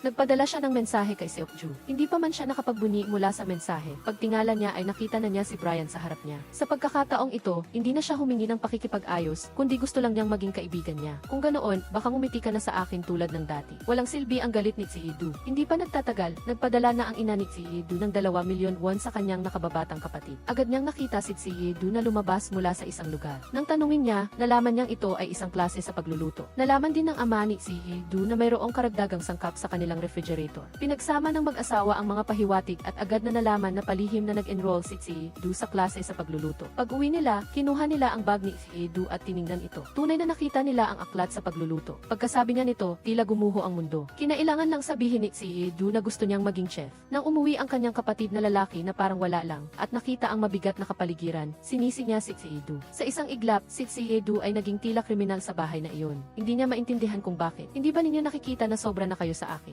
Bakit iba ang pamantayan niyo para sa akin? Dati, gusto ng kapatid niya na maging footballer, ngunit umalis siya sa training. Pagkatapos ay gusto niyang mag-aral ng musika, bumili ng maraming instrumento, ngunit agad siyang nawalan ng gana. 4 na beses siyang nag-aral, ngunit hindi siya nakapasa sa universidad, ngunit hindi kailanman nagtaas ng boses ang kanilang mga magulang. Bakit kailangan nilang maging istrikto sa kanya? Ano pa bang dahilan? Samantalang siya ay isang babae lang. Bakit pinapalampas ng mga magulang ang lahat ng pagkakamali niya habang buhay, pero hindi nila matanggap ang isang pagkakamali ko? Galit at inis na umalis si Seokju sa bahay. Agad na sumunod si Sungho para aliwin siya. Gumaan ang pakiramdam ni Seokju matapos siyang aliwin ni Sungho. Muling iminungkahi ni Sungho na maaaring mag-ensayo si Seokju magluto sa kusina ng kanyang opisina. Sa pagkakataong ito, nalutas na rin ang huling problema ni Seokju. Ngunit kinabukasan, hindi nag-iisa si Chihidu. Hindi ako sumama kay Chihidu dito dahil narinig kong isa itong tanggapan ng arkitekto. Kaya nagpunta ako para magpakonsulta. Dahil bisita na siya, hindi na madaling tanggihan. Walang magawa si Choi Seung-hyo, kundi ialok kay Brian ang dalawa na nag-aaway. Mag-isang nagluto ang Sihi, at nang matapos siya sa hirap para parehong matikman, biglang bumagsak si Bae Seok-ryu sa sakit. Dali-dali silang lumapit upang tulungan siya. Tinulak ni Bae Seok-ryu ang kamay ni Choi Seung-hyo at hiniling kay Brian na dalhin siya sa ospital. Wala siyang magawa kundi gawin ito. 3 taon na ang nakalipas, sumailalim ako sa operasyon sa V. Mas alam ni Brian ang kanyang sakit at hawak pa nga niya ang kanyang dating medical records. Noon, na-diagnose si Bae Seok-ryu ng stomach cancer. Sa kalagitnaan ng sakit, 70% ng kanyang tiyan ang tinanggal, at kinailangan niya ring sumailalim sa chemotherapy. Ito ang sikreto ni Bae Seok-ryu, at ayaw niyang malaman ito ni Choi Seung-hyo. Akala naman ni Jeong Mo-youm ay pinili ni Bae Seok-ryu si Brian at hindi siya. Lalong-lalo nang nadurog siya. Si Hye-do ay may stomach cancer. Ang panahong natuklasan ni Hye-do ang kanyang stomach cancer ay nagkataon lamang.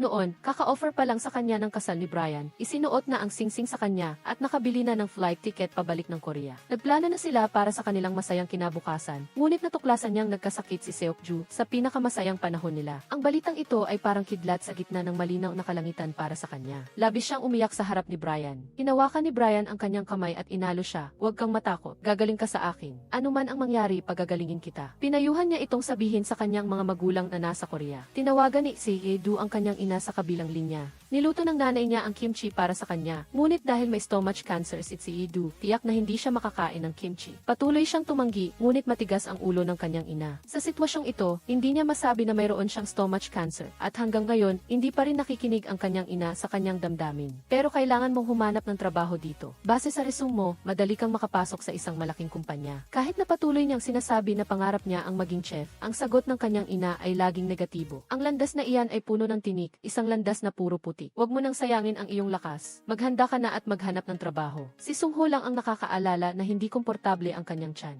Ipinasyal niya siya para kumain ng simpleng lugaw. Sinikap ni Seok-ju na magpanggap na normal sa harap ni Sung-ho. "Kumain ng simple, gusto ko ngayong kumain ng maanghang na rice cake," sabi niya at nagdahilan na pupunta sa banyo. Sa totoo lang, pumasok siya sa banyo at napaupo sa sahig dahil sa sakit. Ang mga sinabi niya kanina ay pagpapanggap lang. Ayaw niyang mag-alala si Sung-ho para sa kanya. Nakita ni Sung-ho ang pagpapanggap niya, kaya binilhan niya siya ng gamot. Ang matagal ng pagkakaibigan nila ay laging may kakaibang pagkakaintindihan. Nararamdaman ni Sung-ho na hindi komportable si Seok-ju, ngunit hindi niya ito itinuturing na malaking bagay. Ngunit ang lahat ng ito ay nagpapahiwatig na ang relasyong ito ay magkakaroon ng masamang katapusan. Pagbalik ni Sung-ho sa opisina, nakita niyang binubuksan ng kanyang kasamahan ang kahon ng gatas. Nagmamadaling pinigilan ni Sung-ho ang kasamahan niya nang makita niyang binubuksan ang kahon ng gatas na may malaking kahulugan sa kanya. Pagkatapos, napansin niyang tila hindi nabuhay ang puno ng granada na bigay ni Seok-ju. Agad niya itong dinala sa tindahan ng bulaklak para humingi ng tulong. Nalaman niyang labis lang palang nadidiligan ang puno ng granada. Dito naman, madalas na hinaharang ni Brian si Hye-do pagkatapos ng klase sa pagluluto. Nagdala siya ng brochure ng cooking school at ang singsing na iniwan niya. "Parang nagsisimula ka ulit sa pangarap mo. Balikan natin ang dati." Nang gabing iyon, pinuntahan ni Hye-do si Sung-ho at sinabing inalok siya ng kasal. Sinabi ni Hye-do na palagi niyang naaalala ang panahong kasama niya si Brian at pakiramdam niya ay hindi pa huli ang tanggapin ang alok at magsimulang muli. Pinili niyang pumunta sa ospital kasama si Brian. Sa hindi sinasadyang paraan, umaasa siya kay Brian dahil sa likas na ugali. Para kay Sung-ho, kaibigan lang siya mula pagkabata, hindi isang romantikong pag-ibig. Marahil ay nagkamali si Sung-ho, pagkakaibigan lang sila at ipinagkamali niya ang pagkakaibigan sa pag-ibig. Ngunit hindi ito pumigil sa kanila na patuloy na maging magkaibigan. Sinaway siya ni Sung-ho, "Huwag kang magsalita ng kung ano-ano. Hindi ito tungkol sa iyo." Hindi siya pinili ni Hye-do at wala siyang magagawa tungkol doon. Ngunit hindi maaaring burahin ni Hye-do ang kanyang tunay na damdamin para sa kanya. Hanggat hindi pa expired ang gatas, patuloy siyang maghihintay na magbago ang isip ni Hye-do. Matapos sabihin iyon, umalis na si Sung-ho. Kinabukasan, pagkatapos ng trabaho, nakasalubong niya ang nanay ni Seok-ju at inimbitahan siya ng ginang sa kanilang bahay para kumain.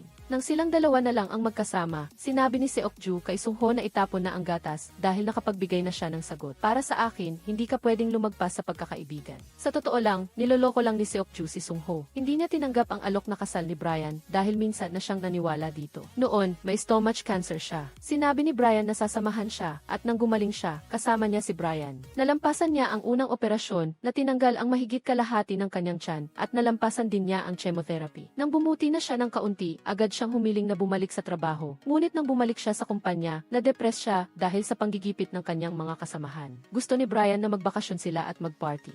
"Bago ang lahat, narito ang hinihingi mong salin mula Vietnamese patungong Tagalog na may kaunting pag-aayos sa mga pangalan ng karakter para maging angkop sa seryeng Love Next Door." Naubos na ang pagpapahinuhod at pagtitiis niya sa piling ni Seokju. Akala niya, kapag gumaling na ang tiyan ni Seokju, babalik na ito sa normal. Hindi niya akalain na magkakaroon pa pala ito ng depression. Nang marinig niyang isinumpa ni Brian ang depression, nagulat si Seokju. Lumabas na peke ang sinasabi ni Brian na naunawaan niya. Ang mga salita ni Brian ay labis na nakasakit kay Seokju, kaya nawalan na siya ng lakas ng loob na maniwala pa sa sinuman. Ang pagtitiwala na ito ang naging dahilan upang masaktan ng husto si Seokju. Nawalan na siya ng lakas ng loob na maniwala sa pag-ibig. Kaya natural, hindi niya matatanggap ang singsing ng kasal. Kaya hindi na ako magmamahal. Ngayon, ang tanging inaalala niya ay ang pagbabalik ng cancer. Ang tanong ay, magkakaroon nga ba ng cancer relapse? O karaniwan lang bang pananakit ng tiyan? Kailangan pang hintayin ang resulta ng pagsusuri ng ilang araw. Bago pa man dumating ang resulta, nagkasakit na si Sungho dahil sa pagtanggi sa kanyang pag-amin. Habang nasa pagitan ng paggising at pagtulog, napanaginipan niya na iniwan siya ng kanyang ina noong bata pa siya at dumating si Hee-do upang aliwin siya. Sa kanyang pagkagising, nakita niya si Hee-do na nakaupo sa tabi ng kanyang kama. Talaga bang nandito ka? Ang galing! Ang mga salitang ito ay nagpalambot sa puso ni Hee-do. Hindi niya ito iniwan. Nang magising siya, nalaman niyang nakatulog na si Seokju sa tabi niya. Paano hindi magugustuhan ni Sungho si Seokju matapos ang ganitong pag-aalaga? Nang makita ni Seokju na gising na si Sungho, gusto niyang kumuha ng pagkain para sa kanya. Ngunit pag-alis pa lang niya, agad napansin ni Sungho ang bag na nahulog sa sahig, kasama ang medical record sa loobisang kasaysayan ng stomach cancer na bumungad sa kanyang paningin. Hinila niya ang kamay ni Hee-do at patuloy na nagtanong. Walang sinabi si Hee-do kundi mga paimbabaw na sagot. Ang ganito kalaking operasyon sa tiyan, bakit hindi mo man lang sinabi? Sakto namang narinig ito ng nanay ni Hee-do. Natigilan siya. Sino ang may stomach cancer? Tumingin siya kay Hee-do na umiiyak ng walang boses. Alam na niya ang sagot. Masakit sa loob na niyakap niya ng mahigpit ang kanyang anak. Nang malaman niyang may stomach cancer si Hee-do, agad siyang hinila ng nanay niya papunta sa ospital. Sa ganitong pagkalat ng balita, kinailangan ng magpaliwanag ng malinaw si Hee-do. Sinabi niya sa kanyang ina, ang totoo, 3 taon na ang nakakaraan nang magkaroon ako ng cancer. Noon, mag-isa siyang nagpa-opera sa Amerika. Para mapakalma ang damdamin ng kanyang ina, paulit-ulit niyang siniguro na ayos na siya, ngunit paano naman siya magiging ayos? Walang ina na makakaalam na may cancer ang kanyang anak at magiging ayos lang.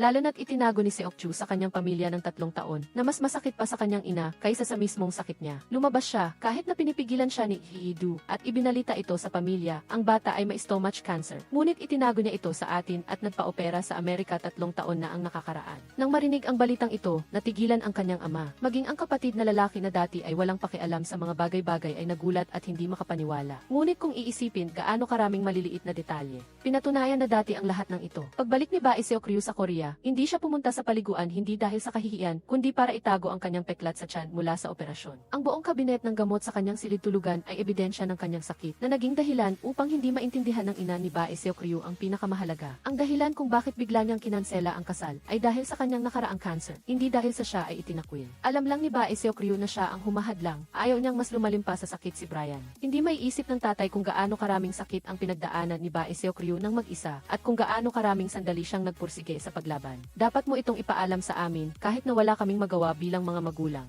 Hindi sila nakatulong sa kanilang anak. Sinisi nila si Choi Seung-hyo dahil hindi nito sinabi ang ganoong kalaking problema, ngunit mas sinisi nila ang kanilang sariling kapabayaan. Isang gabi, puro luha lang ang buong pamilya, ngunit kinabukasan pagising, pinunasan pa rin ng tatay ang kanyang luha at gumawa ng payak na lugaw para kay Choi Seung-hyo. Napakabilis, nalaman ng buong bayan na nagkaroon ng cancer si Choi Seung-hyo. Nalaman din ni Jeong Mo-yum ang tungkol dito at pinagsisihan na hindi niya mas binigyan ng pansin si Bae Seokju. Ngunit paano naman siya sisisihin ni Bae Seokju? Marahil ganyan ang ibig sabihin ng pagkakaibigan, ang magbahagi ng sakit at magbigay ng ginhawa sa isa't isa. Ang ina ni Choi Seung-hyo ay inaliw din ng kanyang mga kaibigan. Nag-aalala si Song Hyon-jon tungkol sa kalagayan ni Choi Seung-hyo. Sa huli, nagpasya siyang pumunta sa tatay para maghanap ng solusyon. Sapagkat, sa huli, ang kanyang ama ay direktor ng emergency department ng ospital. Nang sumakit ang tiyan ni Hee-do, doon din siya dinala sa ospital nila. Ngunit patuloy na tumanggi ang kanyang ama. Ayon sa etika ng doktor, hindi niya maaaring ibunyag ang kalagayan ng pasyente sa iba. Kahit na anak niya, hindi siya pwedeng dalhin si Hee-do sa ospital. Sige, ako na ang pupunta. Sisiguraduhin kong ayos lang siya dahil abala ang nanay ni Sungho sa pag-aaliw sa nanay ni Hee-do. Napalampas niya ang tanghalian kasama ang pamunuan. Nang magkita silang dalawa muli sa gabi, nakatanggap ang nanay ni Sungho ng maingat na payo mula sa pamunuan na magretiro. Mabilis siyang makakatanggap ng isang marangal na alok para magretiro. Ang balitang ito ay para sa isang taong laging inuuna ang trabaho tulad ng nanay ni Sungho. Ang sinabi ay parang kidlat sa gitna ng ng malinaw na kalangitan.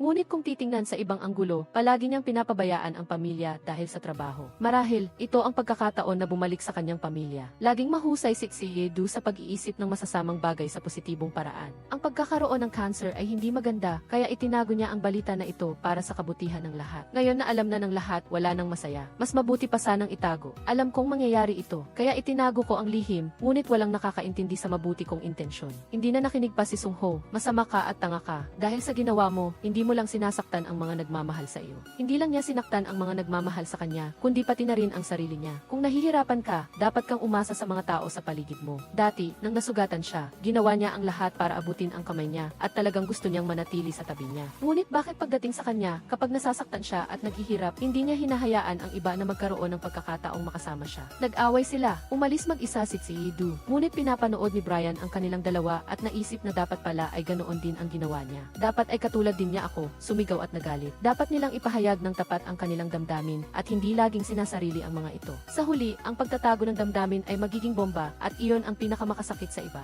Ang totoo, para kay Yedu, pareho lang ang lahat. Naalala ng nanay ni Seokju kung gaano ito kaunawain noong bata pa siya. Noong bata pa si Seokju, nagising din siya dahil sa pag-iyak ng kanyang nakababatang kapatid sa hating gabi. Umiiyak kasama ang kanyang ina at hindi kailanman sinisi ang kanyang kapatid. Sa halip, laging sinisigawan si Yedu. Mula noon, mas naging maunawain si Yedu. Ang mga batang maunawain ay mga batang hindi pinapaboran. Maingat sila sa lahat ng bagay dahil alam nilang hindi sila mahalaga. Ngayon lang nagsimulang magsisi ang kanyang ina dahil sa labis na pagiging strikto sa kanyang anak na babae. Naalala rin ng ama ang pagiging abala niya sa pagbubukas ng tindahan, pagpapabaya sa pamilya, at paglilipat ng lahat ng responsibilidad sa kanyang asawa, kaya nangyari ang lahat ng ito. Narinig ni Yedu ang paghingi ng tawad ng kanyang mga magulang, at umiyak siya ng walang boses. Kinabukasan, nalaman ng nanay na nasa bahay ang telepono ni Yedu pero nawala na siya. Nagulat si Choi Seung-hyo nang matanggap niya ang tawag dahil kay Brian. Nalaman niyang isang taon pagkatapos niyang gumaling sa sakit sa tiyan, nagkaroon ng depresyon si Bae Seok-ryu. Nag-aalala sila nang biglang mawala ang taong may depresyon. Iniisip ni Choi Seung-hyo na baka magpakamatay siya, kaya iniwan niya ang trabaho niya para hanapin si Bae Seok-ryu. Buti na lang, dahil sa matagal nilang pagkakaibigan, marami silang pagkakaintindihan. Dati, kapag umaalis si Bae Seok-ryu sa bahay, gusto niya pumunta sa tabing dagat. Sa pagkakataong ito, gaya ng inaasahan, nakita pa rin ni Choi Seung-hyo si Bae Seok-ryu sa tabing dagat. Kung gusto mong pumunta kahit saan, hindi ba dapat nagpaalam ka muna? Bakit ka nawala ng walang dalang telepono? Inihagis ni Choi Seung-hyo sa tubig si Bae Seok-ryu. Sa wakas, hindi na niya napigilan ang kanyang galit. Ako ang may sakit. Ako ang pinakamahirap. Bakit patuloy kang nagsasalita ng masama sa akin? Sa totoo lang, hindi galit si Choi Seung-hyo kay Bae Seok-ryu, kundi galit lang siya sa kanyang sarili. Nang magkasakit si Bae Seok-ryu, pumunta siya sa clinic minsan. Noon, nakita niya si Bae Seok-ryu na napakapayat sa kalye, ngunit nakita niyang kasama na niya si Brian, kaya wala siyang lakas ng loob na lumapit para tanungin kung bakit siya ganoon kahina. Maging ang pakikipag-ugnayan niya ay pinutol niya ng unilateral. Nang magkaroon ng depresyon si Bae Seok-ryu, patuloy siyang tumatawag kay Choi Seung-hyo hanggang sa kaarawan nito. Si Bae Seok-ryu, na nasa office, ay hindi pa rin nakalimot bumati sa kanya ng maligayang kaarawan, ngunit binaliwala lang niya ang lahat. Ngayon, naiisip niya. Nalaman lang ni Choi Seung-hyo na iyon pala ang senyales ng paghingi ng tulong na ipinadala ni Bae Seok-ryu. Kahit pagkatapos umuwi ni Bae Seok-ryu sa bansa, marami pa siyang sinabi na masasakit na salita rito. Naiisip ang lahat ng ito, pakiramdam ni Choi Seung-hyo ay wala siyang pinagkaiba sa basura. Nang masabi ang lahat, nagkabati ang dalawa, ngunit hindi pa rin naglakas loob si Bae Seok-ryu na umuwi. Natatakot siyang harapin ang resulta ng pagsusuri ng doktor. Si Choi Seung-hyo pa rin ang kumuha ng kanyang telepono para payuhan siya. Hindi mo kailangang mag-alala kung anong mangyayari. Kaya naman tumawag na lang si Bae Seok-ryu sa ama ni Choi Seung-hyo. Ang resulta pala ay magandang balita, simpleng pananakit lang ng tiyan ang nararamdaman ni Bae Seok-ryu at hindi bumalik ang cancer. Sa sobrang tuwa, niyakap ng mahigpit ni Choi Seung-hyo si Bae Seok-ryu. Dahil sa balitang ito, naramdaman ng ama ni Choi Seung-hyo kung gaano kahalaga ang buhay. Nilayan niyang pahalagahan ang kanyang asawa sa pamamagitan ng pagdadala rito sa isang steak dinner. Ngunit pagdating niya sa trabaho ng kanyang asawa, nakita niyang tumatanggap ito ng bulaklak mula sa kanyang superior. Maging ang mga batang kasamahan ay nakita na hindi normal ang kanilang relasyon. Sikat iyon, may nagsabi pa, hanggang ngayon, hindi pa rin nagpapakasal ang vice-ministro, lahat dahil kasal na si Ambassador Seo. Ang eksenang ito ay muling nagpalungkot sa ama ni Choi Seung-hyo. Hindi alam ni Choi Seung-hyo na may problema sa kasal ng kanyang mga magulang. Siya at si Bae Seok-ryu ay magkasamang nakaupo sa tabi ng dalampasigan buong hapon. Kinagabihan, hindi niya ito iniuwi kundi dinala sa bahay ng kanyang pamilya. Nalaman niyang doon ay naghanda ang kanyang mga magulang ng salu-salo para ipagdiwang ang kanyang pagbabalik. Mula nang bumalik siya sa Korea, palaging naisip ng kanyang mga magulang ang lahat ng paraan upang pilitin siyang bumalik sa office. Mula ngayon, malamang na tinanggap na talaga nila si Yedu na bumalik sa bahay. Ang mga miyembro ng pamilya ay hindi lang nagbabahagi ng magagandang bagay. Para sa ina, ngayon lang niya naintindihan na kahit masakit, dapat itong pasanin ng magkasama upang maging tunay na pamilya. Pagkatapos kumain, nagsimulang umuwi ang lahat. Nakita ni Brian si Bae Seok-ryu na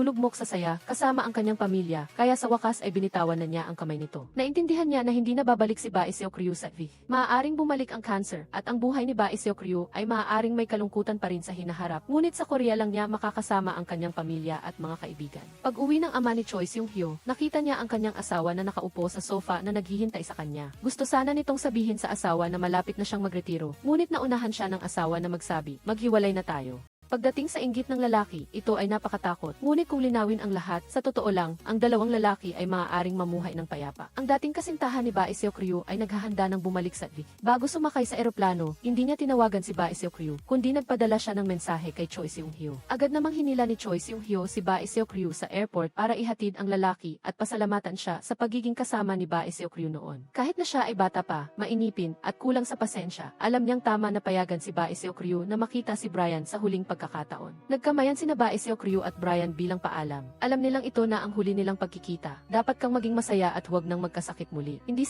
sila nagmamahalan, kundi hindi lang sila magkatugma. Umaasa si Hee-do na pagbalik ni Brian, makakahanap ito ng mas mabuting tao at makamit ang sarili nitong kaligayahan. Sinabi ni Brian na hindi na niya kailangan ang kanyang basbas para kay Hee-do dahil mayroon na itong kasama na ikinasisiyan niya. Pagkaalis ni Brian, matagal na umiyak si Hee-do sa airport. Hindi naman nagalit si Choi Seung-hyo, bagkus ay maingat niyang hinubad ang kanyang jacket at inilagay sa ulo ni Bae Seokryu upang hindi makita ng ibang tao ang kanyang pag-iyak. Ang paglitaw ng kariban na ito, sa huli, ay nakatulong sa kanya na maunawaan kung ano ang pagiging maasikaso. Ngayon ang huling araw na sariwa pa ang gatas. Hindi pa rin alam ni Bae Seokryu kung paano sasagutin ang papalapit ng mag-expire na pagtatapat ni Choi Seung-hyo. Dahil dito, sobra siyang kinabahan at hindi makatulog ng maayos, kaya kinailangan niyang maglagay ng moisturizing mask kinabukasan. Para bang nakalimutan ni Choi Seung-hyo ang tungkol sa gatas at nakalimutan din na nag-expire na ang gatas. Ang kanyang intensyon ay mag-i-expire din ng araw na iyon. Pumunta siya sa bahay ni Bae Seokryu at nakisalo sa kanila sa mainit na noodles. Ang mainit na kapaligiran ng pamilya sa bahay ni Hee-do ay palaging hinahangaan ni Choi Seung-hyo. Pagkatapos kumain, wala nang magawa si Hee-do. Umakyat siya sa bubong para magbasa ng libro sa pagluluto. Gayunpaman, Frances ang libro sa pagluluto na binili niya, ngunit hindi siya marunong mag-Frances. Mabuti na lang at kusang nagboluntaryo si Choi Seung-hyo na magsalin para sa kanya. Binuksan ni Hee-do ang voice recorder app para i-record, ngunit hindi niya namalayan na nakatulog na pala siya. Nang magising siya, nasa tabi na niya si Choi Seung-hyo. Sumilay ang bahaghari sa liig ni Bae Seokryu at kusa niyang iniunat ang kamay para hawakan ito ng marahan.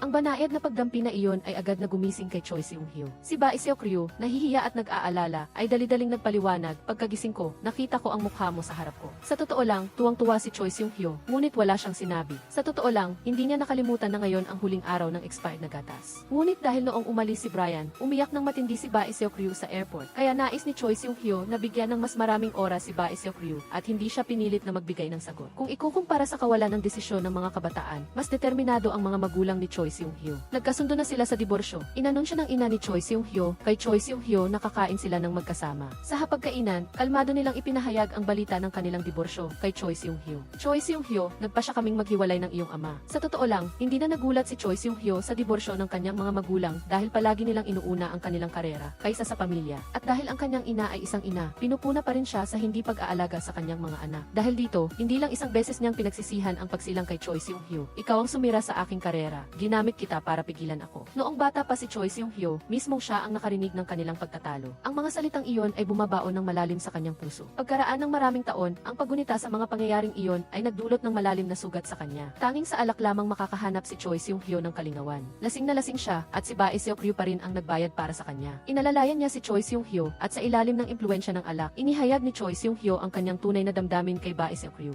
Ang pagkain ng magkakasama bilang pamilya ay isang karaniwang bagay sa bahay ni Bae Seokryu. Ngunit para kay Choi Seung-hyo, ito ang pinakamahirap. Ngayon, sa wakas ay nakaupo siya para kumain. Ngunit ibinalita naman ng kanyang mga magulang na maghihiwalay sila. Lumaki na siya nang walang kahit isang litrato ng pamilya. Para bang mayroon siyang lahat, ngunit sa totoo lang, wala siyang anuman. Naawa si Bae Seokryu kay Choi Seung-hyo matapos marinig ang kanyang sinabi. Sinamahan niya si Choi Seung-hyo pabalik sa kumpanya ng disenyo at nagulat siyang makita na nasa refrigerator pa rin ng kumpanya ang lumipas na gatas. Nagulat siya at natuwa, ngunit hindi ito ang tamang panahon para pag-usapan ang tungkol sa gatas. Tungkol sa mga magulang ni Choi Seung-hyo, nagbigay siya ng kanyang mungkahi. Sabihin mo kay tita ang totoo mong damdamin. Matapos maghiwalay, nagpa siya ang ina ni Choi Seung-hyo na umalis sa Korea. Bago siya umalis, nagpadala siya ng paalam na regalo sa kanyang malalapit na kaibigan. Nang marinig ito ni Bae Seok-ryu, hindi siya nakapagpigil at tumakbo para tawagin ang ina ni Choi Seung-hyo. Kapag wala ka rito, pwede bang alagaan mo pa rin si Choi Seung-hyo tulad ng ginagawa mo ngayon? Ngunit alam ni Bae Seok-ryu na hindi siya ang ina ni Choi Seung-hyo. Ang pag-aalaga niya kay Choi Seung-hyo ay walang epekto. Mula pagkabata, nasaktan si Choi Seung-hyo dahil sa kakulangan ng pagmamahal ng ina. Palagi niyang hinihintay ang kanyang ina na umuwi, hinihintay na mas bigyan siya ng pansin ng ina. Ngunit hanggang ngayon, hindi pa rin naiintindihan ito ng ina ni Choi Seung-hyo. Kaya, pinayuhan na lang ni Bae Seok-ryu ang ina na mas bigyan ng pansin si Choi Seung-hyo. Pag-uwi ng ina ni Choi Seung-hyo, maingat niyang ibinalita sa kanyang anak ang tungkol sa kanyang nalalapit na pag-alis sa Korea, na sinisiguro na tatawagan pa rin niya ito. Hindi mo kailangan gawin iyon, inay. Noong bata pa ako, aasa pa ako sa ganyang mga salita. Ngunit malaki na si Choi Seung-hyo ngayon. Hindi na niya kailangan ang mga walang laman na pangako, at ayaw na niyang umasa sa mga pangako na hindi naman matutupad. Kinabukasan, dinala ni Bae Seok-ryu ang isang larawan ng pamilya nila noong bata pa si Choi Seung-hyo at pumunta sa bahay nito. Kinuhaan niya ng litrato ang kanilang pamilya. Ang larawang ito ay parang nakabawi sa pinagsisihan ni Choi Seung-hyo. Pinayuhan ni Bae Seok-ryu na bisitahin niya ang kanyang ina, ngunit sa pagkakataong ito, nakatanggap naman si Choi Seung-hyo ng tawag mula sa kanyang ama na nawawala ang kanyang ina. Nakita ang kanyang maleta at dinala sa istasyon ng pulisya.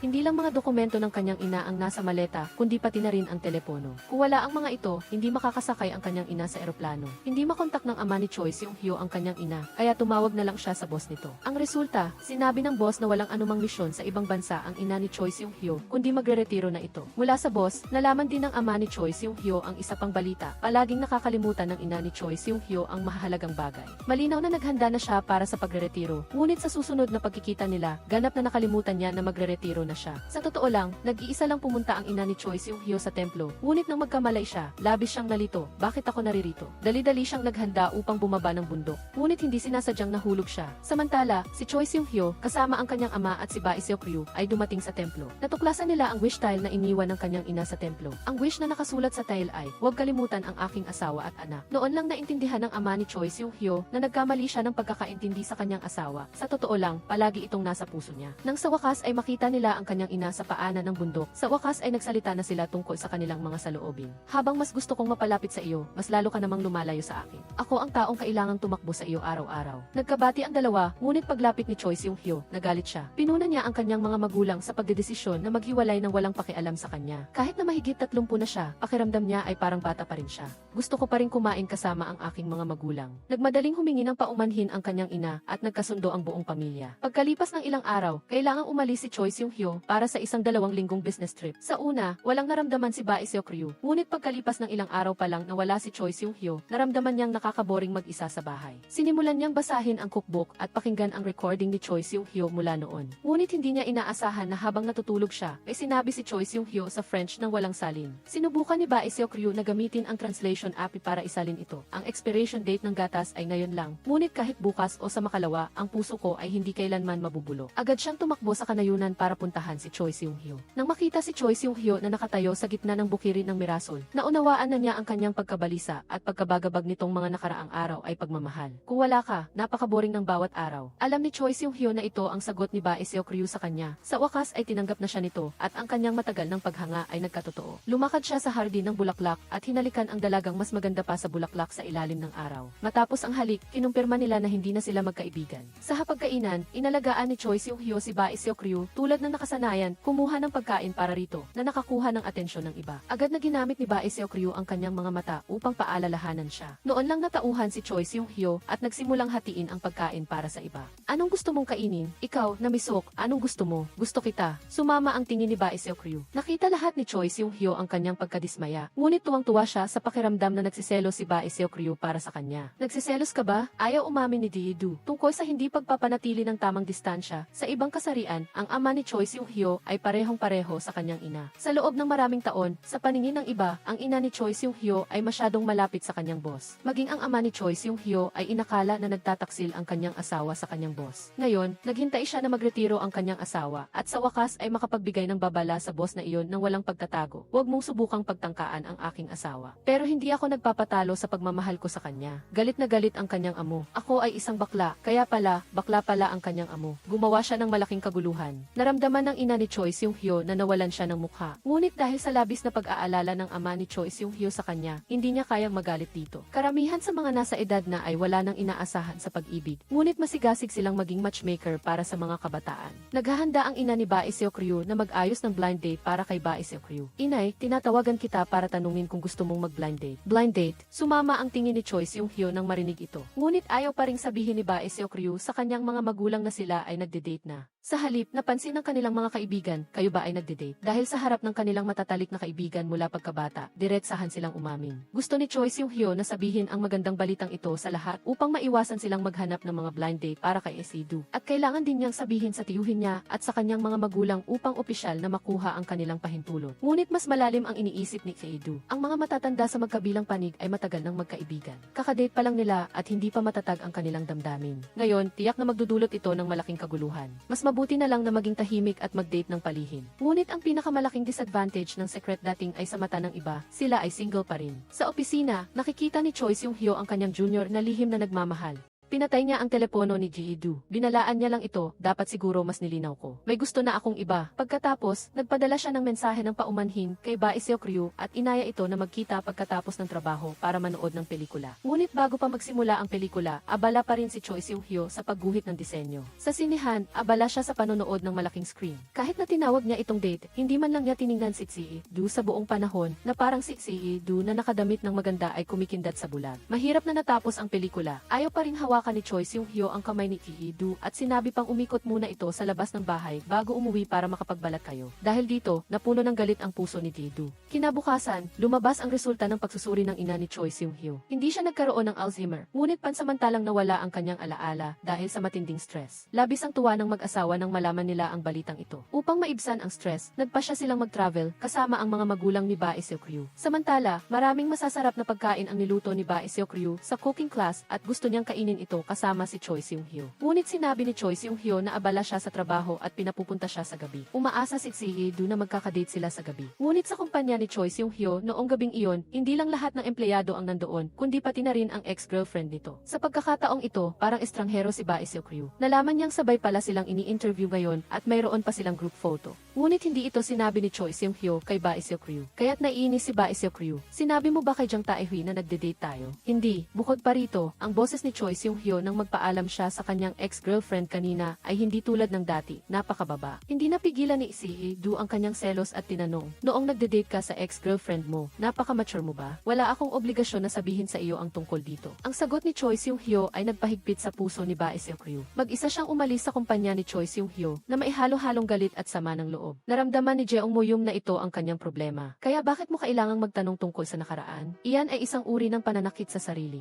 Bagaman alam ni Bae Seok-ryu ang prinsipyo na ito, wala siyang magawa. Nang makaharap niya ang dating kasintahan ni Choi Seung-hyo, hindi niya maiwasang makaramdam ng selos. Samantala, nakatanggap si Choi Seung-hyo ng regalong palayok mula sa kanyang dating kasintahan. Sa pagkakataong ito, dalawang kalabasa ito, isa para sa kanya at isa para kay Bae Seok-ryu. Ginagamit niya ito upang hilingin sa kanilang dalawa ang 100 taon ng kaligayahan. Mukhang tunay na nabitawan na niya si Choi Seung-hyo. Nang matanggap ni Choi Seung-hyo ang regalo, hindi siya nagmadaling suyuin si Bae Seok-ryu dahil alam niyang madali itong suyuin. Gaya ng inaasahan, nang maglakad-lakad si Bae Seok-ryu sa gabi, natuklasan niyang nagtatayo si Choi Seung-hyo ng kulungan ng pusa sa maliit na komunidad. Dahil dito, naalala niya ang kanyang mga araw sa pag-aaral, kung saan iniligtas niya ang isang nasugatang kuting. Ngunit dahil allergic si Bae Seok-ryu sa pusa, hindi niya ito maaaring alagaan. Si Choi Seung-hyo din ang nagtayo ng kulungan ng pusa para sa kanya. Ngayon, pinapatibay pa rin ni Choi Seung-hyo ang kulungan ng pusa. Mula noon hanggang ngayon, pinapakain niya rin ang pusa. Dahil dito, nagsimulang magpakipot si Choi Seung-hyo. Sa totoo lang, ang unang disenyo ko ay isang kulungan ng pusa. Ginawa ko ito para sa iyo dahil nag-aalala ka sa pusa. Kaya, sa lohikang ito, ang unang Lego na binuo niya ay hindi kaya ang unang arkitektura ng arkitekto. Ngunit napakadaling suyuin ni Bae Seok-ryu. Hindi lang siya agad na suyo, kundi kusa pa siyang humingi ng paumanhin. Hindi ko dapat tinanong ang tungkol sa iyong dating kasintahan. Nangako rin si Choi Seung-hyo na pananatilihin niya ang distansya sa kanyang dating kasintahan sa hinaharap. Ngunit ang selos ni Bae Seok-ryu ay nagbigay ng kaunting tuwa kay Choi Seung-hyo. Ngunit ayaw na niyang makipagtalo pa kay Bae Seok-ryu.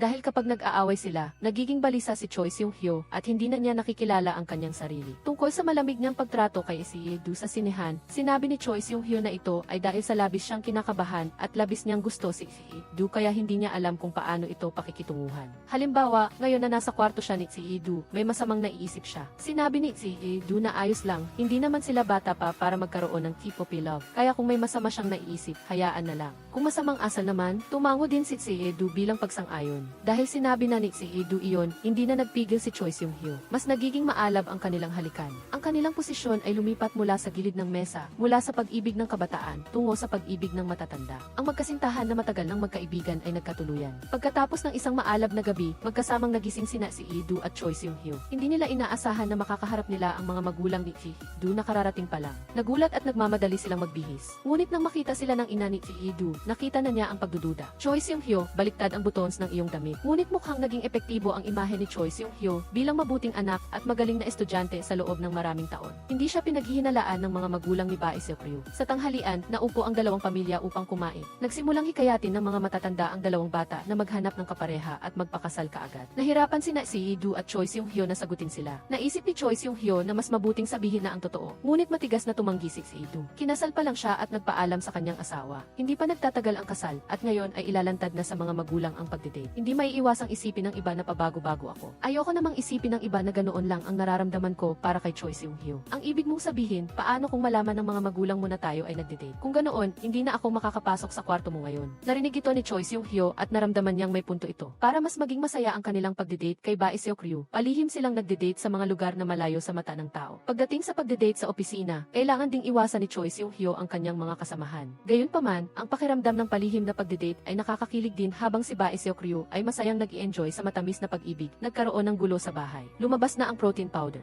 Ibinenta pala ng kanyang walang kwentang nakababatang kapatid ang peke at mababang kalidad na produkto. Sinabi ito ni Bae Seok-ryu sa kanyang ina. Naramdaman ng kanyang mga magulang na parang guguho ang mundo. Dapat pala ay inalis na kita sa aming pamilya. Para sa iyong ina lang kaya ko ito tinitignan hanggang ngayon, bata ka. Maging ang ina na pinakamamahal ang kanyang anak ay labis na nadismaya. Ang kapatid naman ay nakaramdam ng matinding sama ng loob. Gusto lang niyang maging mas mahusay kaysa sa iba. Gusto niyang kumita ng pera para makabili ng mga bagay para sa pamilya. Wala naman siyang ginawang mali, di ba? Hindi may iwasang sabihin na kumpara noon na si Si-do ay pinagalitan ng kanyang ina ng grabe. Nang ang kapatid na lalaki naman ang may kasalanan, hindi man lang nagsalita ng masakit ang ina. Ang pagtatangi ay nasa buto-buto na. Maging ang solusyon ay naisip ni Si-do. Dahil 10 kahon lang ng protein powder ang nabenta ng kanyang kapatid, hindi ito marami at may pag-asa pa. Pinatawagan ni Si-do sa kanyang kapatid ang bawat isa para humingi ng tawad. Pagkatapos ay bawiin ang protein powder at ibalik ang pera ng mga ito. Nang matapos magbayad ang kanyang kapatid, pinayuhan siya ni Bae Seok-ryu. Hinikayat siyang ipagpatuloy ang kanyang pagsasanay at manatili sa kanyang pangarap. Sa landas ng paghabol sa kanyang pangarap, naabot na ni Bae Seok-ryu ang kanyang paunang layunin. Nakapasa ako sa sertipikasyon ng Korean chef. Tuwang-tuwa si Choi Seung-hyo nang malaman ito. Ngunit ang pagkakaroon ng sertipikasyon sa pagluluto ay hindi nangangahulugang magiging chef agad si Si-do. Nagpadala siya ng isifi sa iba't ibang restaurant, ngunit lahat ay tinanggihan, samantalang ang kanyang mga kaklase na chef ay natanggap. Labis itong nakadismaya kay Si-do. Ang iniisip ng iba ay ang dahilan ay ang napakagandang karanasan ni Si-do. Nagmula siya sa isang prestihiyosong paaralan sa ibang bansa at may background sa malaking korporasyon. Hindi karaniwang tumatanggap ang mga restaurant ng ganoong malalaking personalidad. Hindi inaasahan ni Bae Seok-ryu na ang kanyang nakaraan ay magiging balakid sa kanyang kasalukuyan. Ang maliit na restaurant ni Si-do ay humina rin dahil sa bagong food street sa malapit na nagdulot ng malaking pagbaba ng bilang ng mga customer. Ang tanging magandang balita ay ang kanyang walang kwentang nakababatang kapatid ay sa wakas ay pumayag ng magtrabaho sa gift, hindi tulad ng sunod-sunod na kamalasan sa buhay ni Si-do. Ang buhay ni Choi Seung-hyo ay hindi lang naging maayos, kundi mukhang labis pang pinapabora ng langit. Narito, nagwagi muli siya ng isang premyo at inimbitahan sa seremonya. Sa pagkakataong ito, balak ni Choi Seung-hyo na isama si Si-do. Ngunit paano naman magkakaroon ng ganang dumalo si Si-do sa seremonya? Tinitignan niya si Choi Seung-hyo na kumikinang at mas lalo lang siyang nakakaramdam ng kalabuan, ganap na hindi karapat-dapat kay Choi Seung-hyo. Ang pagdududa sa sarili at sakit sa puso ay halos lumamon na sa kanya. Likas na malakas ang kanyang pagkatao, kaya natural na hindi niya masabi na ang kanyang isihi ay tinanggihan ng lahat ng restaurant. Kailangan lang niyang patuloy na magdahilan para tanggihan ang imbitasyon ni Choi Seung-hyo. Ang mundo ay maliit, paano kung makasalubong namin ang isang kakilala? Malalantad ang aming relasyon. Kahit na labis na nadismaya si Choi Seung-hyo, ngunit iginagalang pa rin niya ang opinyon ni Bae Seok-ryu at hindi siya pinilit. Gayunpaman, nang umuwi si Bae Seok-ryu, pinahirapan siya ng pagdududa sa sarili. Kinuha niya ang application form para sa cooking school sa Ivigi at nagsimulang mag-isip. Ngunit bago pa niya masimulan ang kanyang plano sa pag-aaral sa ibang bansa, natuklasan siya ni Choi Seung-hyo na dumating pagkatapos ng trabaho. Muli sila silang nagkaroon ng hindi pagkakaunawaan. Naisip ni Choi Seung-hyo na hindi talaga nagmamalasakit si Bae Seok-ryu sa kanya, kaya pinili niyang mag-aral muli sa ibang bansa sa halip na ang kanyang kasalukuyang kasintahan. Mukhang nagkamali ako sa iyo. Para sa akin, hanggang doon lang ang kaya mo. Walang nagawa si Bae Seok-ryu kundi sabihin ang kanyang totoong damdamin. Patuloy akong nabibigo sa paghahanap ng trabaho. Hindi ako kayang tumayo ng matatag sa tabi ni Choi Seung-hyo sa ganitong paraan. Kaya gusto kong mag-aral sa isang cooking school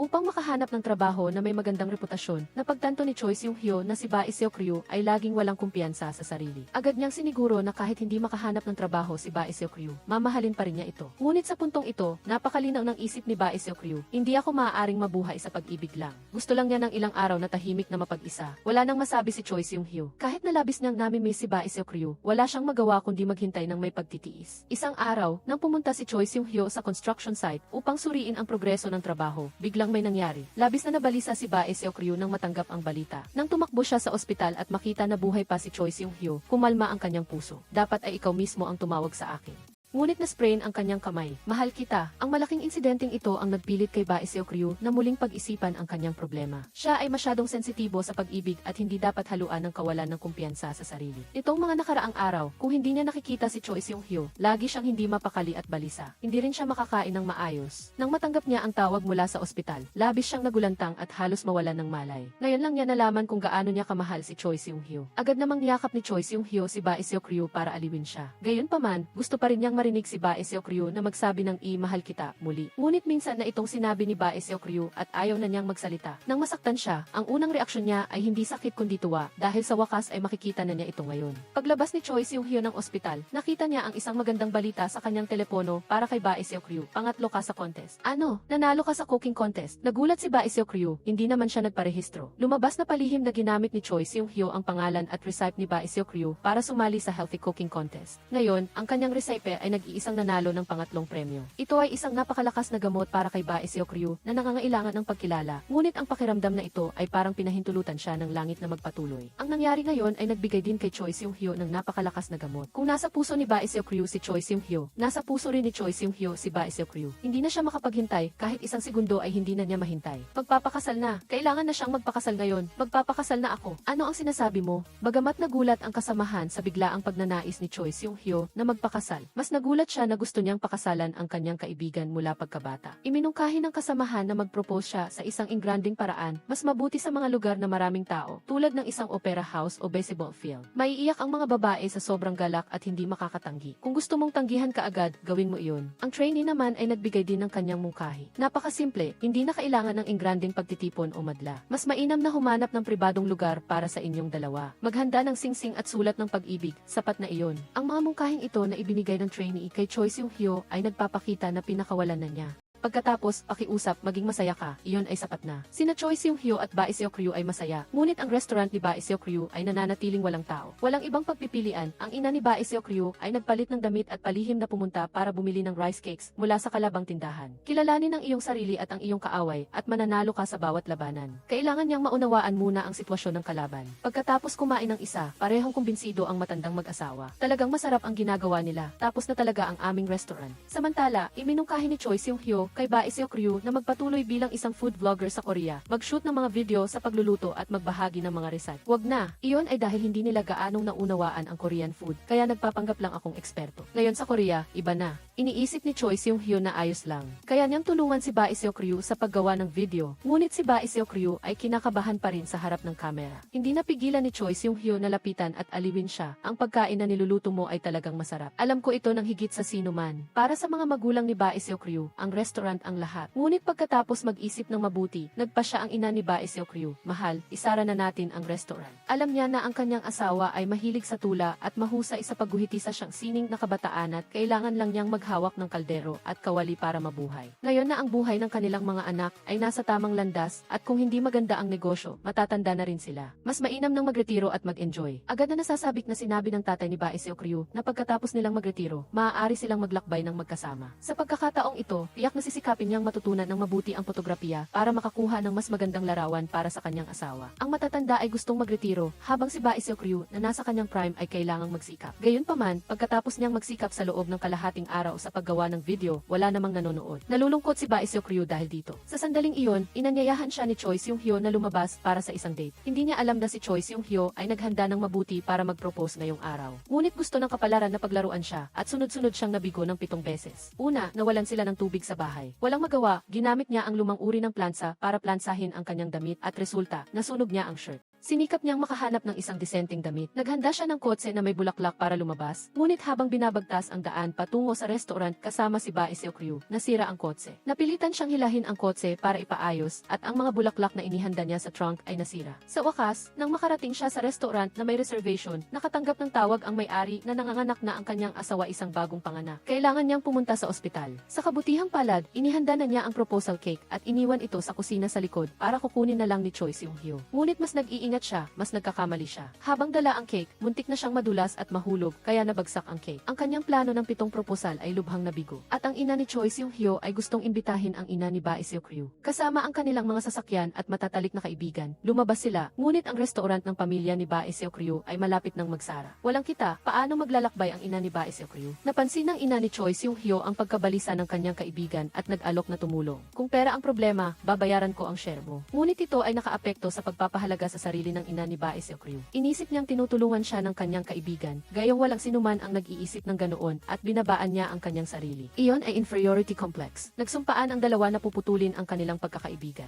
Ang dalawang bata ay walang kaalam-alam na nag-aaway na pala ang mga matatanda. Magkasama silang bumalik sa kumpanya para magluto ng kanin nang biglang nakatanggap si Bae Seok-ryu ng magandang review mula sa isang manonood. Inakala pala na ang ina ng manonood na ito ay may malubhang sakit at hindi makakain ng kanin. Bigla niyang nakita ang video ni Bae Seok-ryu at sinubukang sundin ang recipe sa video para gumawa ng masustansyang pagkain para sa kanyang ina. Nakakagulat, nakain lahat ng kanyang ina. Kaya labis siyang nagpapasalamat kay Bae Seok-ryu. Nang makita ni Bae Seok-ryu ang komento, naisip niya ang mga araw na siya ay may sakit at hindi makakain ng anuman at napuno siya ng damdamin. Nag-post siya ng video na gumagawa ng malusog na pagkain, umaasa na makapagbigay ng kaunting pag-asa sa mga pasyenteng ito at aliwin sila sa pamamagitan ng pagkain na magiging maayos ang lahat. Nang makita ang lumalaking tensyon, hindi napigilan ni Choi Seung-hyo na mag-propose kay Bae Seok-ryu. Ang mga darating mong araw, hindi ba pwedeng ipagdaanan natin ang mga ito ng magkasama? Pagkasabi nito, inilabas niya ang bracelet na inihanda na niya. Nakapagtataka, agad na tinanggihan ni Bae Seok-ryu si Choi Seung-hyo. Nag-isip si Choi Seung-hyo ng malalim ngunit hindi niya maunawaan.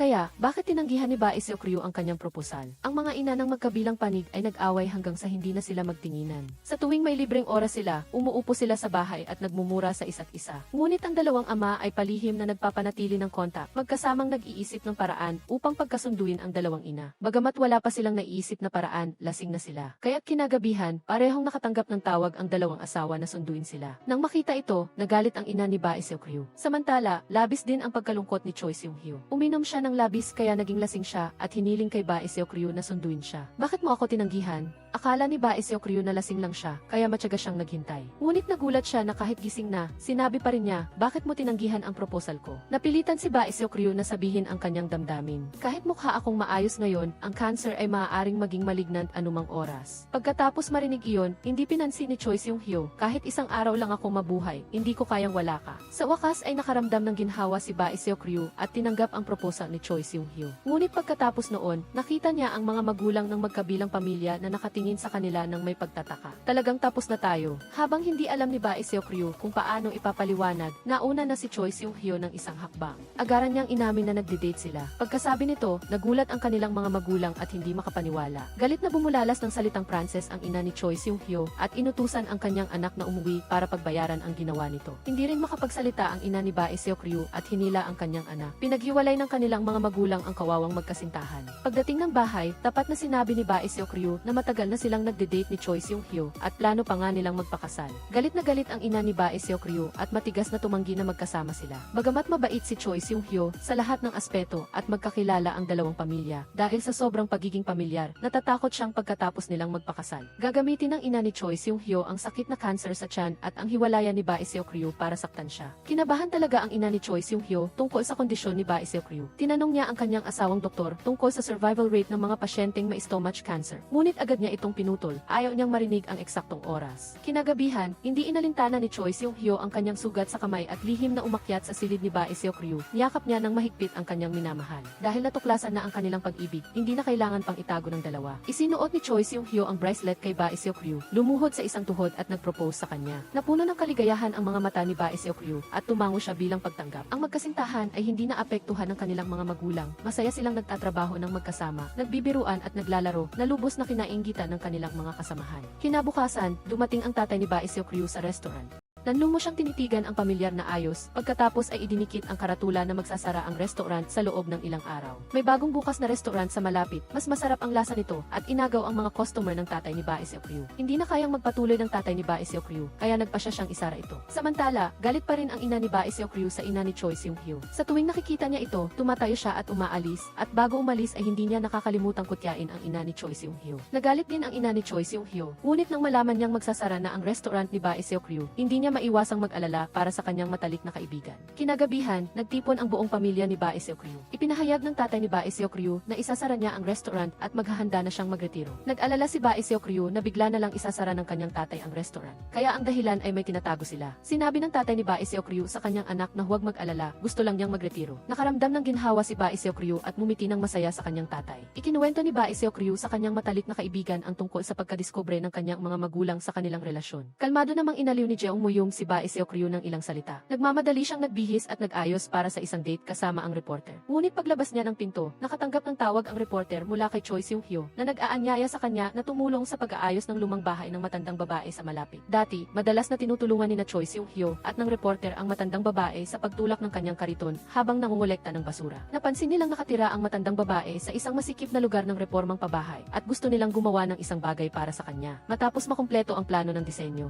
4 na tao ang dumating sa bahay ng lola upang ayusin ito. Mabilis na natapos ang pag-aayos at labis na naantig ang matandang babae nang makita ang bagong-bagong bahay. Dati, nang makita niya ang tambak ng basura, nasasakal siya at hindi makahinga at pakiramdam niya ay lubhang desperado ang buhay. Ngayon, sa wakas ay nararamdaman niya na ang mabuhay ay isang kaligayahan. Sa kabilang banda, lumikha ang mga miyembro ng sister group ng pagkakataon para magkaayos ang dalawa. Isa-isang inimbitahan nila si Nanay Bae Seok-ryu at Nanay Choi Seung-hyo sa tindahan. Nang mapansin pa lang nila, nilok na ng 2 pang tao ang tindahan mula sa labas, umaasa na maaari nilang alisin ang mga hindi pagkakaunawaan at magkasundo. Umupo ang dalawang ina at nag-usap, ang kanilang paksa ay umiikot sa kanilang mga anak. Nanay Choi Seung-hyo, hindi nila naisip na magkakatuluyan ang dalawang bata, kaya naisip niya na igalang na lang ang kagustuhan ng mga ito at obserbahan pa sila ng mas matagal. Nang marinig ang mga sinabi ni Nanay Choi Seung-hyo, inakala ni Nanay Bae Seok-ryu na gusto nitong maghiwalay ang dalawa. Ipinaliwanag ni Nanay Choi Seung-hyo na ayaw lang niyang magmadali sa paghuhusga. Pagkatapos ng lahat, kakagaling lang ni Bae Seok-ryu sa isang pagkabigo. Ang pahayag na ito ay tumama sa sensitibong bahagi ni Nanay Bae Seok-ryu. Ang pinakakinatatakutan niya ay malalaman ni Nanay Choi Seung-hyo ang nakaraan ng kanyang anak at taasarin ito. Nagalit si Nanay Bae Seok-ryu at sinabihan ang kanyang matalik na kaibigan na baguhin ang kanyang pag-ugali, kung hindi ay mananatiling single si Choi Seung-hyo habang buhay. Nag-away ang dalawa dahil sa kanilang mainit na usapan.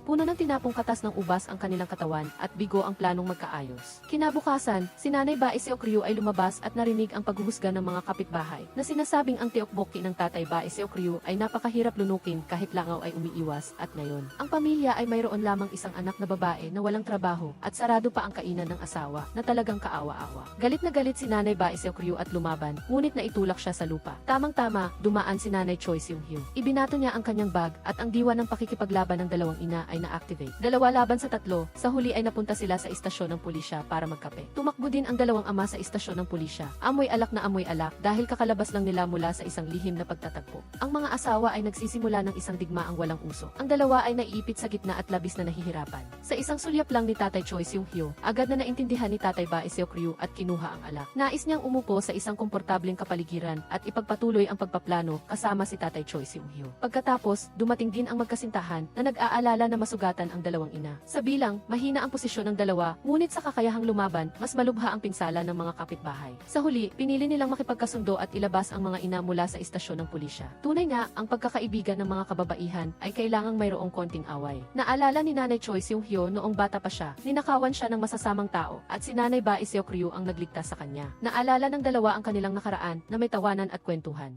Naibalik nila ang kanilang dating matalik na relasyon. Umupo ang dalawa at nag-usap ng maayos. Buong katapatang sinabi ni Nanay Bai Seokryu na kapag kasama niya si Nanay Choi Seung-hyo, palagi siyang nakakaramdam ng kawalan ng tiwala sa sarili. Ang kanyang kaibigan ay may magandang edukasyon, magandang trabaho, kumikita ng pera, at nakakapagsalita ng Ingles at Pranses, samantalang siya ay umaasa lamang sa pag-aalaga kay Choi Seung-hyo para kumita ng pera mula sa kanyang kaibigan. Ito ang sakit sa kanyang puso. Inalo siya ni Nanay Choi Seung-hyo, sinabing ang paggawa ng mahusay ay dapat may kaukulang bayad. Napakagaling na bagay ang hirap na hirap sa pagpapalaki ng isang anak. Naalala pa niya noong bagong pasok pa lang siya. Wala siyang kaibigan at si Nanay Bai Seokryu ang unang lumapit sa kanya. Ang dalawa ay mananatiling matalik na magkaibigan magpakailanman. Ang kapatiran ng mga babae ay palaging unahin kahit pa magpakasal ang kanilang mga anak. Kung magkagayon, hindi niya tatawagin si Nanay Bai Seokryu na balay. Nagulat si Nanay Bai Seokryu. Palagi niyang inakala na ang kanyang kaibigan ay nagmamalasakit sa pagkakasakit ni Bai Seokryu. Totoong sinabi ni Nanay Choi Seung-hyo, paano ko hindi mapapansin? Si Bai Seokryu ay parang lumaki sa ilalim ng aking mga mata. Mahal ko rin si Bai Seokryu at ang aking pagmamalasakit ay pag-aalala, hindi galit. Mahal ko si Bai Seokryu tulad ng pag-aalaga ni Nanay Bai Seokryu kay Choi Seung-hyo. Si Bai Seokryu na nakikinig sa labas ay labis na naantig at napaluha. Tinawag ni Nanay Bai Seokryu ang mga batang nakikinig sa labas. Sa pagkakataong ito, opisyal na ibinigay ng dalawang ina ang kanilang mga anak sa kanilang mga kabiyak. Kinabukasan ang huling araw ng negosyo ng kainan ng tatay. Isang babae ang dumating at sinabing nakatira siya malapit doon 15 taon na ang nakakaraan. Dahil hindi maganda ang kanyang pagsusulit, pumunta siya sa kainan ng tteokbokki kung saan pinasigla siya ni Tatay Bai Junsik at binigyan pa siya ng ibang pagkain. Hanggang ngayon, palagi niya itong naaalala. Pagkatapos ng mga customer, dumating ang mga kaibigan at kakilala sa tindahan. Nagtipon ang lahat. Isang reporter ang dumating upang interviewin si Tatay Bai Junsik. Ang tindahan na kanyang pinamahalaan ng mahigit kalahati ng kanyang buhay ay malapit ng magsara. May luha sa mga mata ni Tatay Bai Junsik at medyo nalulungkot pa rin. Ngunit hindi ba ang panghihinayang ay isang kinakailangan sa buhay? Dati, dahil sa pagnenegosyo ng tindahan, lumayo siya sa kanyang pamilya. Mula ngayon, sisikapin niyang manatili sa tabi ng kanyang asawa at mga anak. Matapos magsara ang tindahan, naglakad pa uwi ang buong pamilya. Naglalakad sila sa kalsada, nagtatawanan at nagkukwentuhan habang iniuwi ang mga magulang. Lumabas naman sina Bai Seokryu at Choi Seung-hyo para mag-date. Naghanda si Bai Seokryu ng pagkain na gusto ng kanyang kasintahan. Hinaplos ni Choi Seung-hyo ang ulo ng kanyang kasintahan at pinasalamatan siya. Nahiya si Bai Seokryu at sinabing handa siyang magluto para kay Choi Seung-hyo habang buhay, hanggang sa magsawa siya sa pagkain. Ang pahayag na ito ay tila simple, ngunit ito rin ang proposal ni Bai Seokryu kay Choi Seung-hyo. Handa siyang pakasalan si Bai Seokryu. Tuwang-tuwa siyang hinalikan ang kanyang kasintahan. Umupo ang dalawang pamilya upang kumain. Tumingin si Bai Seokryu kay Choi Seung-hyo at pumasok sila sa kwarto para mag-usap ng pribado. Nitong nakaraang araw, abala si Choi Seung-hyo sa trabaho at matagal na silang hindi nag-date. Nagpapakyut si Choi Seung-hyo at niyakap ang kanyang kasintahan, sinabing 1 linggo na lang at matatapos na siya sa trabaho. Matapos nilang ipahayag ang kanilang relasyon, maaari nang magyakapan ang magkasintahan.